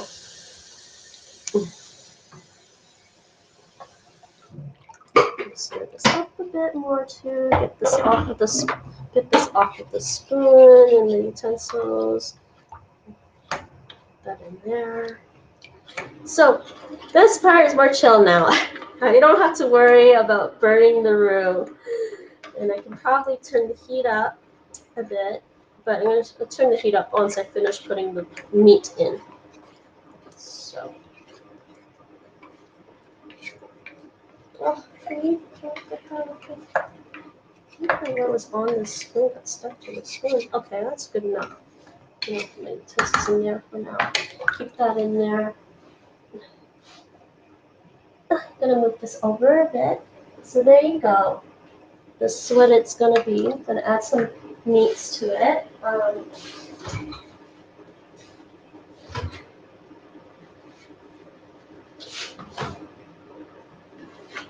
So while that cooks, should I switch this camera back to me or not? I don't know.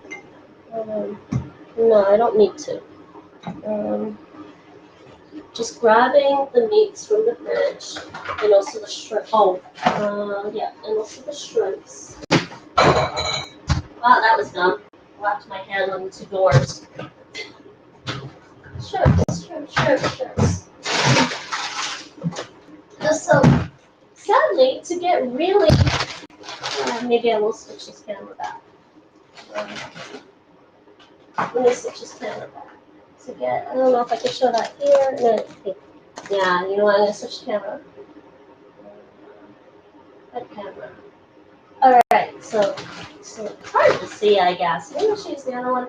Anyway, so it's kind of hard. I have to go to the Asian markets, the Asian supermarkets, or the Asian store to buy some of these to buy peeled shrimps for the most part.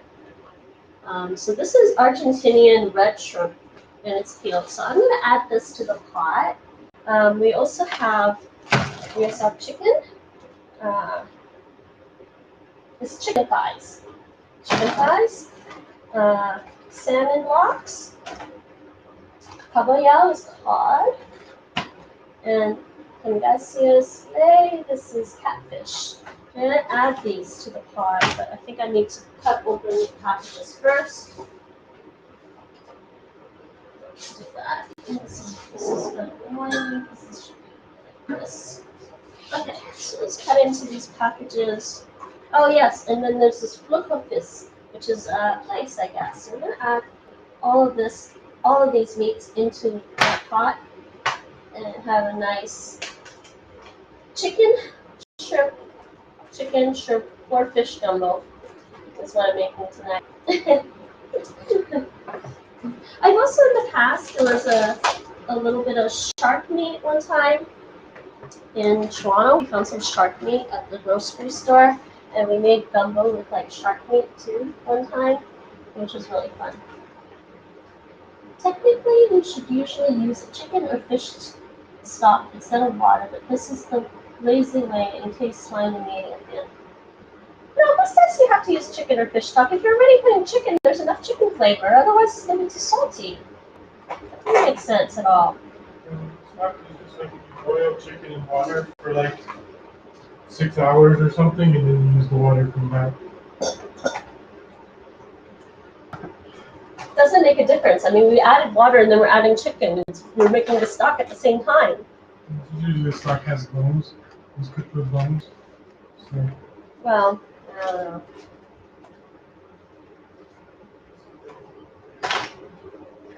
Let's not get into that because there's also different ways to make jambalaya, which is also another Cajun dish. Nate found a video where a guy was making a jambalaya, and I believe the guy was Cajun, and he made it, and then eventually at one point he put the jambalaya in the oven to cook up the rice and everything. So.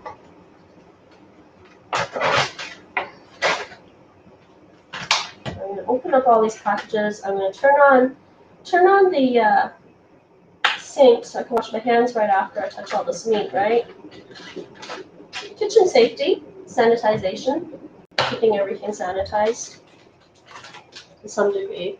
So let's start with, let's make this easy. Ugh. I'm going to turn up this water so I can wash my hands. All right. So I'm going to add I'm not going to add the whole bag of the shrimps. These shrimps, I'm going to add half of that bag. And switch this camera back to the pot. And I went to the pot, half of this. I'm thinking not that much. I'm going to add to the pot. I'm going to add this to the pot. And I love seafood. I love shrimps, crab, and lobster. So I add that. They're big pieces of shrimp. So it's not too bad. Actually, that is really loud though.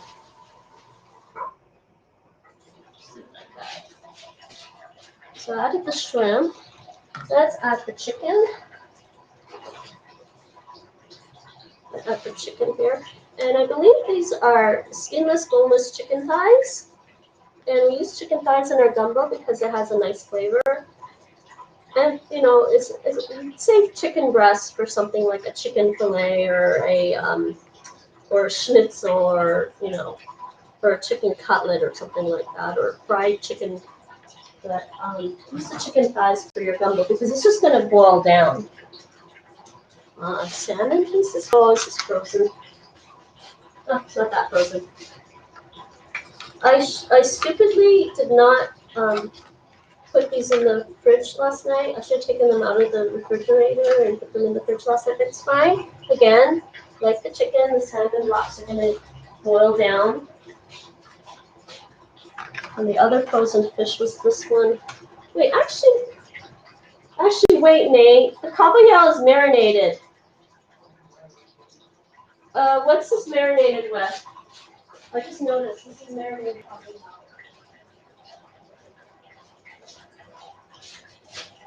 Alright, I just realized the cod is marinated cod. I wonder if I put that in. Is it garlic? What else?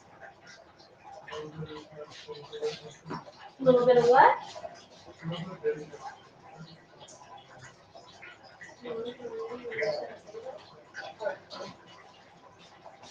It says the cod is going in even though it's marinated. It's marinated apparently with garlic and some basil. So we're going to have a little bit of basil flavor in our gumbo. It's fine. Next one. Next thing. From last meat, we have some catfish. This is actually not frozen, so we bought this the other day. Alright, so that's all in there. I'm going to add a bit more water to this. Push the frozen meats down to the bottom a bit. And this is a pretty full pot, guys. Pretty full pot. Is everyone hungry? I'll catch up with chat. I gotta wash my hands and then I'll catch up with chat. And I should turn the heat up for this. This says, yeah, heat needs to go back up for this. Okay, yeah, so it's gotta boil. So leave it like that for now.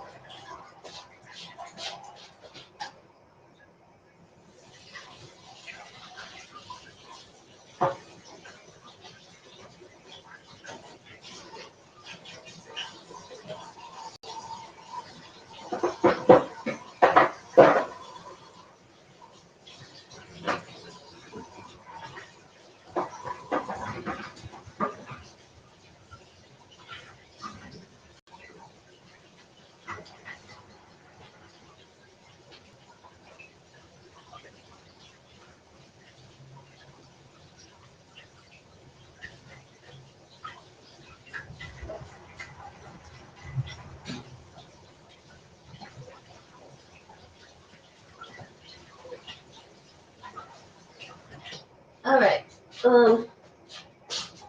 So basically now we just gotta wait for it to boil. Oh, I need to add the spices. I almost forgot. Let's add the spices. I need to add bay leaf, a couple pieces of bay leaf.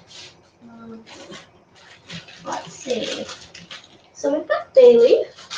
The bay leaf. They're actually getting kind of what happened to them, but they're still fine. Still fun to use, I think. So I'm gonna add some. Sorry, I went to the wrong camera. This is bay leaf. Bay leaves. I'm gonna put that. They're also known as laurel leaf, I believe, too. Just small pieces, actually. I might put a little bit more small ones. Okay. Let's do that. That's our bay leaf.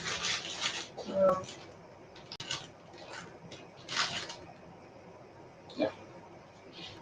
And cayenne. We're gonna put in a lot of cayenne.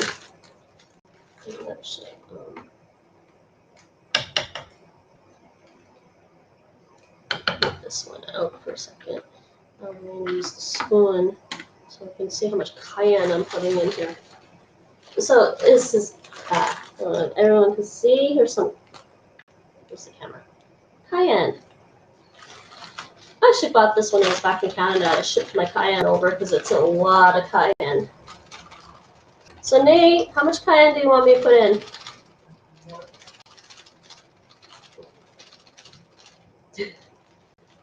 There's a nice little bit of cayenne in the spoon there. I'm throwing that in. I can always add more later. So it's a nice spicy dish. I love cayenne because it's a warm flavor. It warms you right up.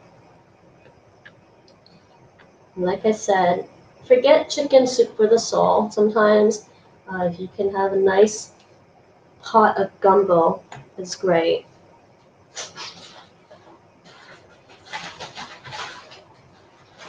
And I can't forget the okra. You still have to add the okra at some point. Oh my god, I'm going to be getting cayenne all over my pants, I think. And mix in a little bit of black pepper.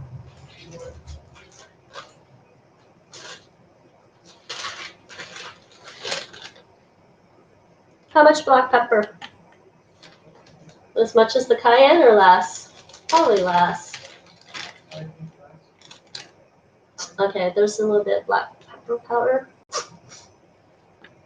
And salt to taste, of course.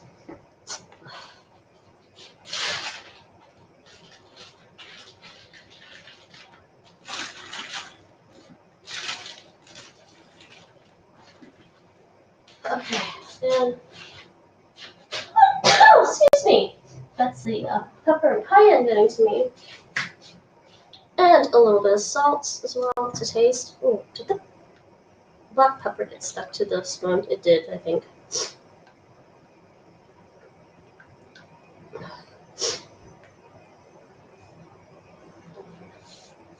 That's enough salt for now. It's just salt to taste. You can always add more salt to it. And now, you can eat gumbo with rice if you want, or actually you can have it with some potato salad. So you can just grab some potato salad, throw it in your bowl, and then throw some gumbo on top of your potato salad. Because potato salad has a nice vinegary taste, it also makes a nice contrast to your gumbo. But then if you're gonna have this with potato salad, I would recommend making the gumbo not too salty. If you're having it with rice, you might want to add a little bit extra salt to your gumbo. If you're like me and Nate, we're not sure. We're going to have it either with potato salad or with rice. So I'm going to err on the safe side and not to put too much salt in the gumbo. And as you can see, it's actually pretty thick, and it's a nice brown color. I probably could have tried to make it darker, but it smells pretty smoky, and I think that's the most important thing for Nate. He likes the smoky flavor and smoky smell to the gumbo without it being burned.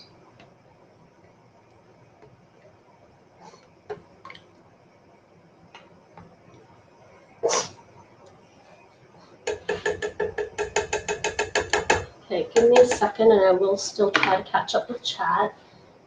I'm thinking I am going to put the okra in now, Nate, because I think... Huh? It's a pretty... We put a lot... There's a lot in this pot, Nate. Like, a lot of, like, meats and vegetables in this pot. It's, like, a pretty thick gumbo.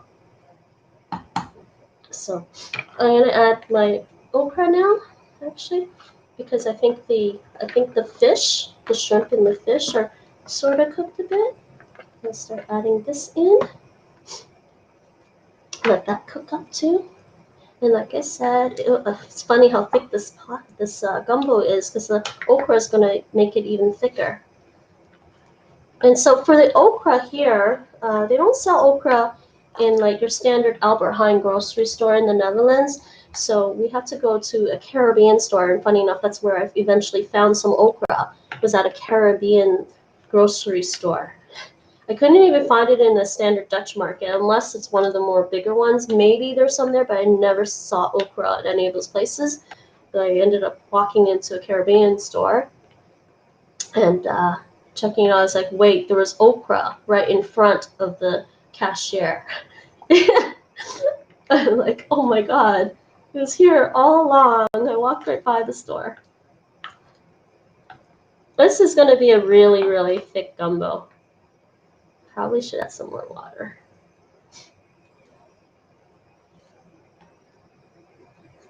Oh, Nate, I didn't chop up the pieces of chicken. Huh? There's like 4 giant pieces of chicken thighs. You just leave them like that? Yeah, okay.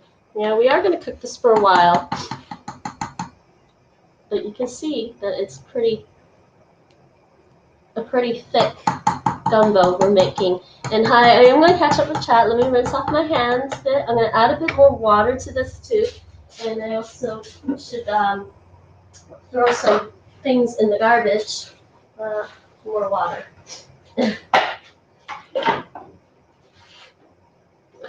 Oh, actually, this is fine. Let's do this. Just do this right in here. So this pot is a 4-liter pot, and that's basically 4 liters right now in the pot. That water is gone now. Okay. Let me catch up with the chat, and this is, we can watch this boil.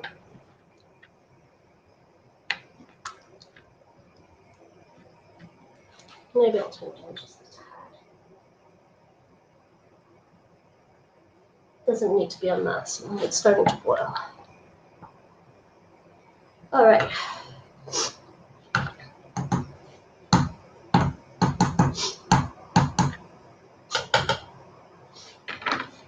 I want it to boil out a little bit, but oh, hold on. Let me wash my hands. Before I get peppers. Pepper in my nose.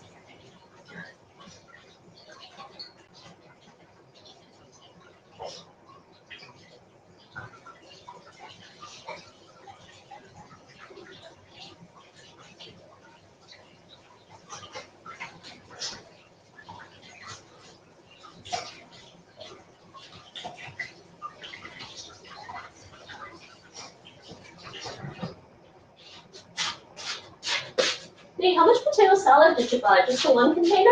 Yeah. Okay. We're gonna make rice too.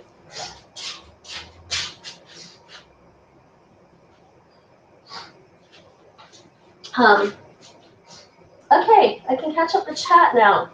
Okay, while we watch the pot is boiling. Hey, how's it going, everyone? Okay, let me catch up the chat now. Yeah, never run press of electric cars. I was just saying you can stop when you don't think it can get dark without actually burning 2, your arm gets tired, and or 3, the fire alarm goes off from the smoke. Oh my god, yeah, that really hurts. Technically, you should usually use a chicken or a fish stock instead of water, but this is the lazy way and tastes fine to me at the end. This is a poor people's, throw whatever you have around into the pot dish fundamentally. I don't get religious about what goes in it. Hi, Calgary, how's it going? Good morning. I'm making a Cajun style gumbo. Okay. Well, actually, gumbo is Cajun. It's from Cajun cuisine. So this is a totally Cajun inspired. I think a lot of people claim different things for what's a traditional gumbo, but I don't claim to make anything traditionally. So this is, oh, it's starting to boil.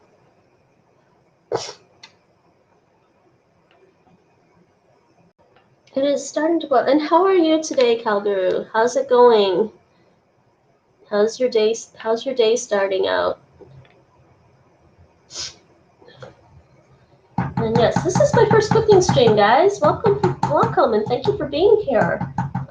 Started out by cutting up the vegetables, and then making the roux. And then we added the vegetables, stirred up the vegetables with the roux for a bit, and then I added the water and the meats, and the last vegetable I added was okra. And now everything is in the pot, and we're gonna just wait until it cooks, and it's starting to boil. Do you see that? I gotta be very careful. I'm gonna turn this down. I don't want it to boil over. That was pretty close. Gotta go for dinner, but enjoy. All right, Rachel, enjoy your dinner. Oh, tell us what you're having for dinner too. She's making a Cajunish gumbo. Bon appetit. Eat snack like Rachel. I like okra. It might be in sprouts. Huh? What might be in sprouts? Okra? Okay. I'm not leaving. My mom is happy watching this. Oh, that's cool. Tell your mom I said Hi. Hi, Mom. Hi, Rachel's mom. So there we go. There's our okra. It's cooking. And we've got like bows cooking. And there's some piece of okra. And some salmon. There is fish. There's shrimp in here somewhere. So all the ingredients are in the pot. This is actually going to be a pretty thick one. So the other thing I'm going to have to make, probably won't bother making it on stream. I think, I don't know how long I'm going to cook this for. And actually, I just realized the pot is slightly off center. I'll move this over a bit. And the handles are a little hot. But a little more centered.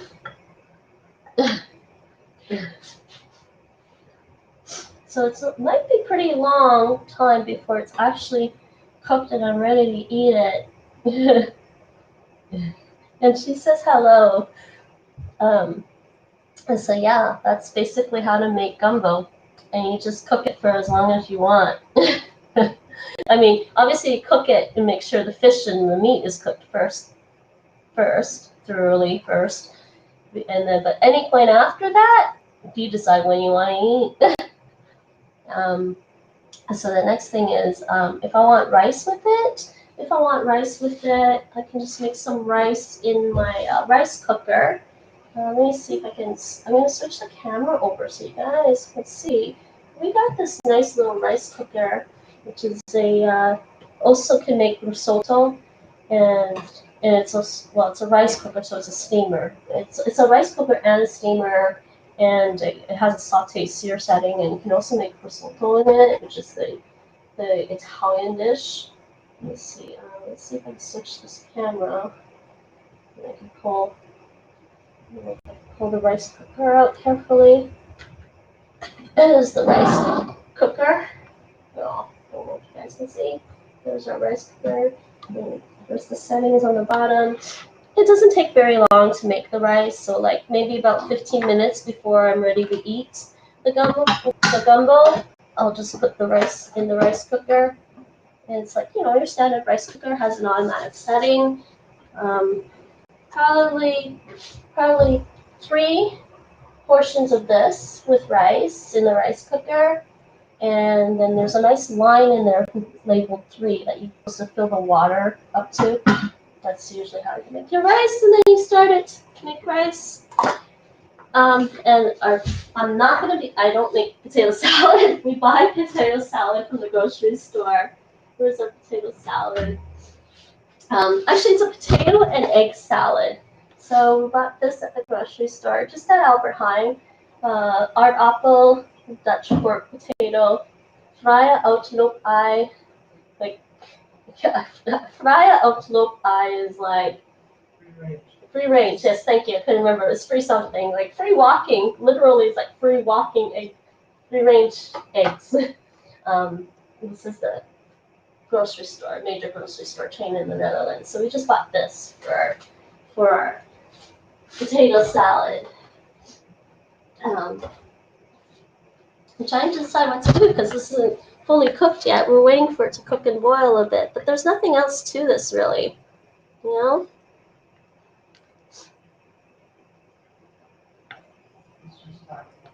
It's just about, we're just gonna wait to see when it's ready to eat. And the longer it sits, the tastier it is. So I don't know, maybe I can pop back on afterwards and just be like, yeah, we're eating now. I'm not going to do just a pure eating stream. I think that's silly. But this was a cooking stream. I hope you guys enjoyed it. I don't know. I think maybe we should take it. Is that cheese? I came back. Cheese? No, potato salad. Nate says hi to Rachel's mom. She says hi, Nate. No cheese. It was potato salad.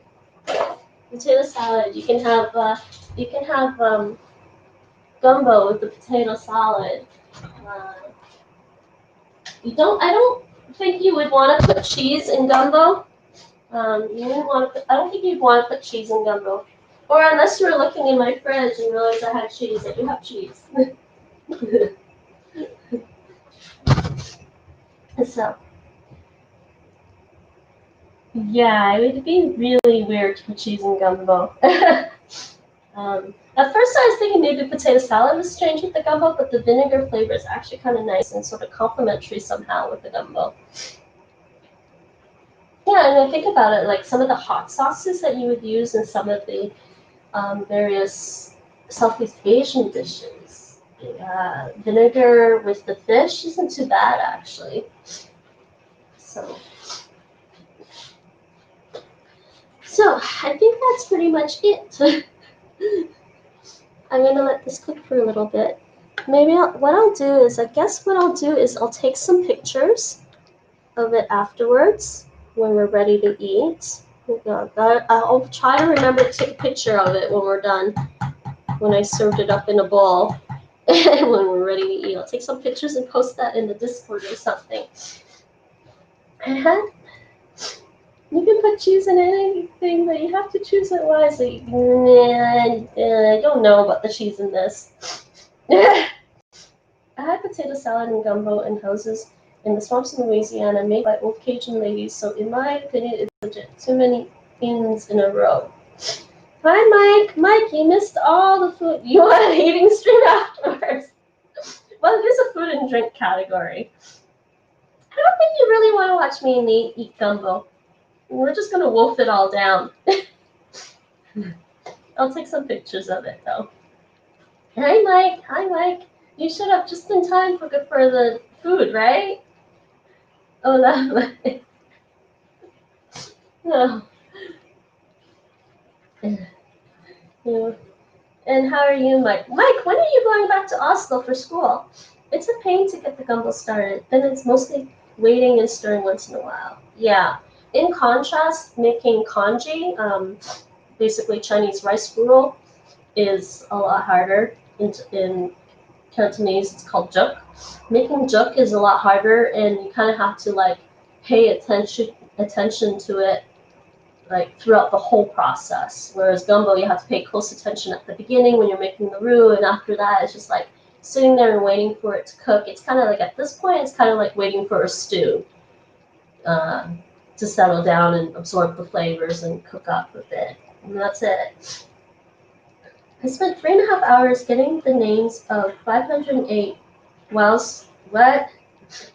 gills in English. Why, Mike? The here's everywhere. Yes. Using a mix of programming and annual. Why were you doing this, Mike? Why? Oh my God, he's worse than me, Nate. Have I ever mentioned the little Final Fantasy spreadsheet I created comparing all the different abilities? Using a mix. Want to hear something? Yes, Rachel, sure.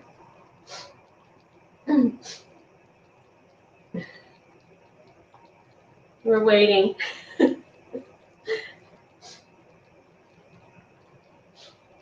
Actually, maybe I can move my laptop over a bit more. And sorry about the bad lighting when I'm using my laptop, my Chromebook camera.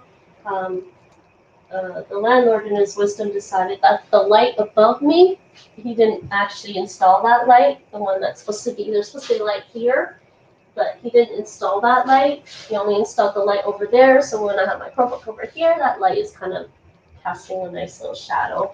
I'm so sorry about that. Can't do much about that. The UK have brought back the clapping for heroes. What? That'll show them. I know, right? It's UK though, so it's golf clapping. Oh, good lord. I don't know what you mean by that, Nate.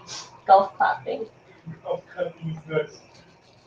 You can show us. You can show us. Here's the camera. Oh, it's just like this. Come show us. They can see me. Well, come over here. Yeah, I did. I'm making your favorite dinner. Come over here. Nate's Why being camera shy. Why? Why are you being camera shy? Because I wasn't planning to be on stream. Hi. Yes, hi. I'm really tired. His favorite dish. I'm super tired, guys. But hi, everyone. Yeah. But I think I am kind of worried that our router might reset on me again. So maybe I should call it for the stream. And let's go raid somebody. It's about 7:30. I'm assuming I'm not going to be eating until about 8:30. So I'm going to call it for today. Let's go raid somebody. I don't know if it, I don't know anyone in the food and cooking category really, but let me check it out. And I'm gonna run off and go play some Final Fantasy X while we wait for the gumbo to cook more. Because my work is done. Nate doesn't like making the roux. That's the hard part, really. He doesn't like doing that part, so I'm always willing to do it when I'm not too tired. Yes, basically, I've never seen anything more British. I was trying to find a golf popping emote for Mike. Okay, Nate, you gotta find a video of the golf popping for me, because I'm not entirely sure what that means. Hi, this stream is here. Should we just try for, like, the most recent one that started with the cooking stream? Let's see. Who's this? Oh, wait, you know what? No. Okay, I'm not that fond of bread, and neither is Rachel. Maybe we'll skip that. There's a Hungarian person streaming, Slovak. Oh, are they making paprikash? That Hungarian dish? I would love to win that. There's an Italian, Portuguese, German. Wow, there's a lot of, how's our language skills, guys? Happy Thursday, it's Hero's Choice. So, udon noodles. Somebody's making udon noodles. Let's try this. What's this? The ginger kitchens. Do you guys like ginger? This one is almost clapping. Clappa? It's a BTTV. What shows it? Noodles. Let's check out the noodle streamer. Let me see. What does this person normally stream? I'm trying to figure out besides this cooking. Food, drink, just chatting. What else do they do? We're all about good, wholesome, homemade foods and drinks. Okay, as long as you're not vegan. I'm not into the whole veganism, as you can tell with me throwing a ton of meat in my gumbo. But I don't know. I guess it doesn't matter. Let's not be too picky. Let's try this. However, there are some other people I do know that are streaming right now. There is someone doing their Tai Chi stream. Here, I'll just do quick shout outs. What do we got here?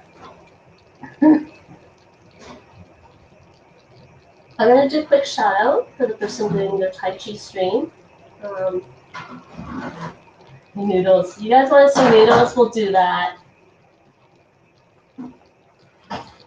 Did I do that one right, or did I miss that one out? I can't remember if like capitalization matters. No, I think I got that right. Yeah, okay. So I think Tai Chi is on. She's streaming Tai Chi right now. And there are some various people playing video games, but I was just thinking about the in real life categories. So, let me listen in on the Ginger Kitchens stream here.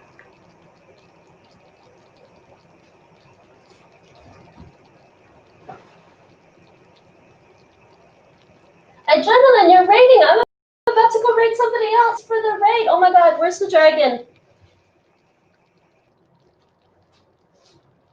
Dragon raid. Hold on, let me switch this over. Yeah. You brought dragonlings. Hello, dragonlings. Welcome to my stream. Welcome to my channel. Oh, again, you gotta go away now. How's it going, gentlemen? I am just looking for somebody to raid right now. I think we're gonna raid somebody who's supposed to be making food noodles, and they just started, I think. And thanks for doing the shout out. I went to the kitchen to pick my eggplant milanesas. Ooh, eggplant. I love eggplant, actually. Oh, no. Hi, raiders. How is it going, gentlemen? How's your stream today? I hope all is well. Don't worry. We can raid together. Yes, let's join the raid. We're going to raid somebody. Yes, raid train. Okay, we got the hype for the raid train. And hello, Purple Justice. Welcome to my channel. Unfortunately, you missed all the cutting of vegetables and all the cooking, but feel free to watch the VOD later, and I will probably upload this VOD up onto YouTube.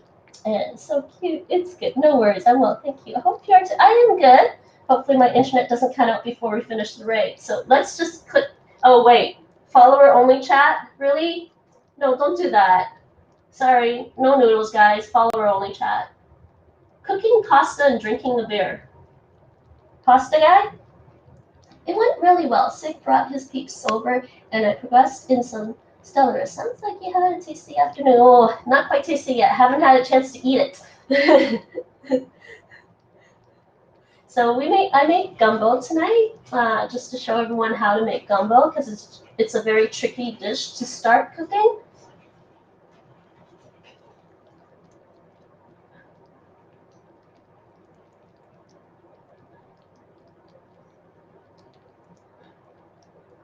Let's see, what's this guy got?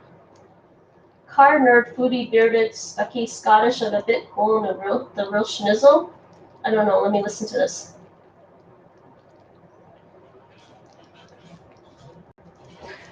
I'm not sure, guys. Okay. Let me see.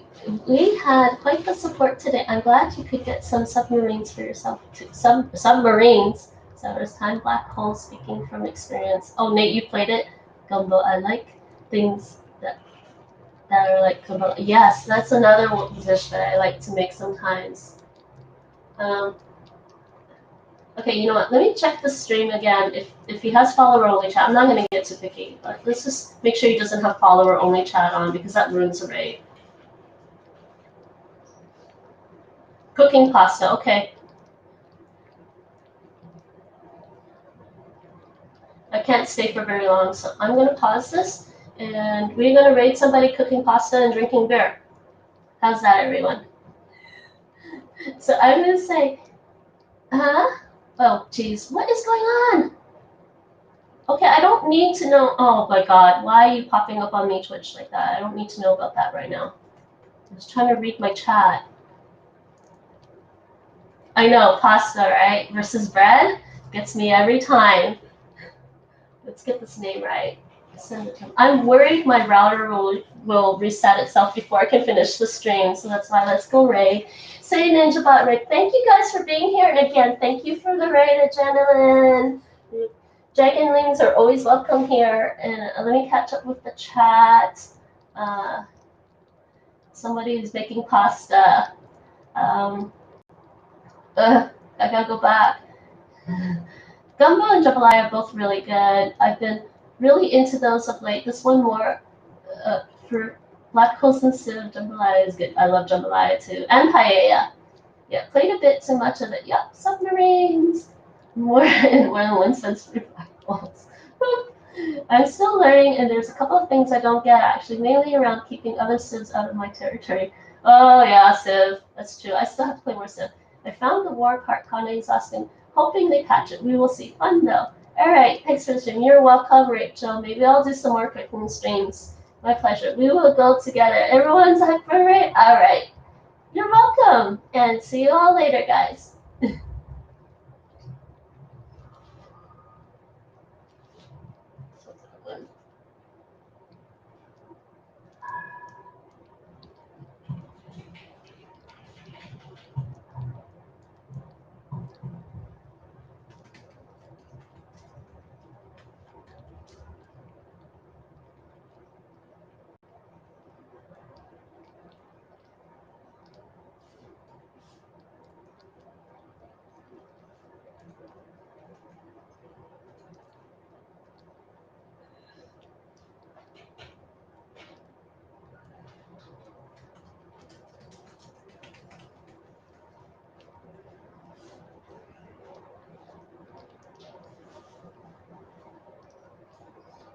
I got it.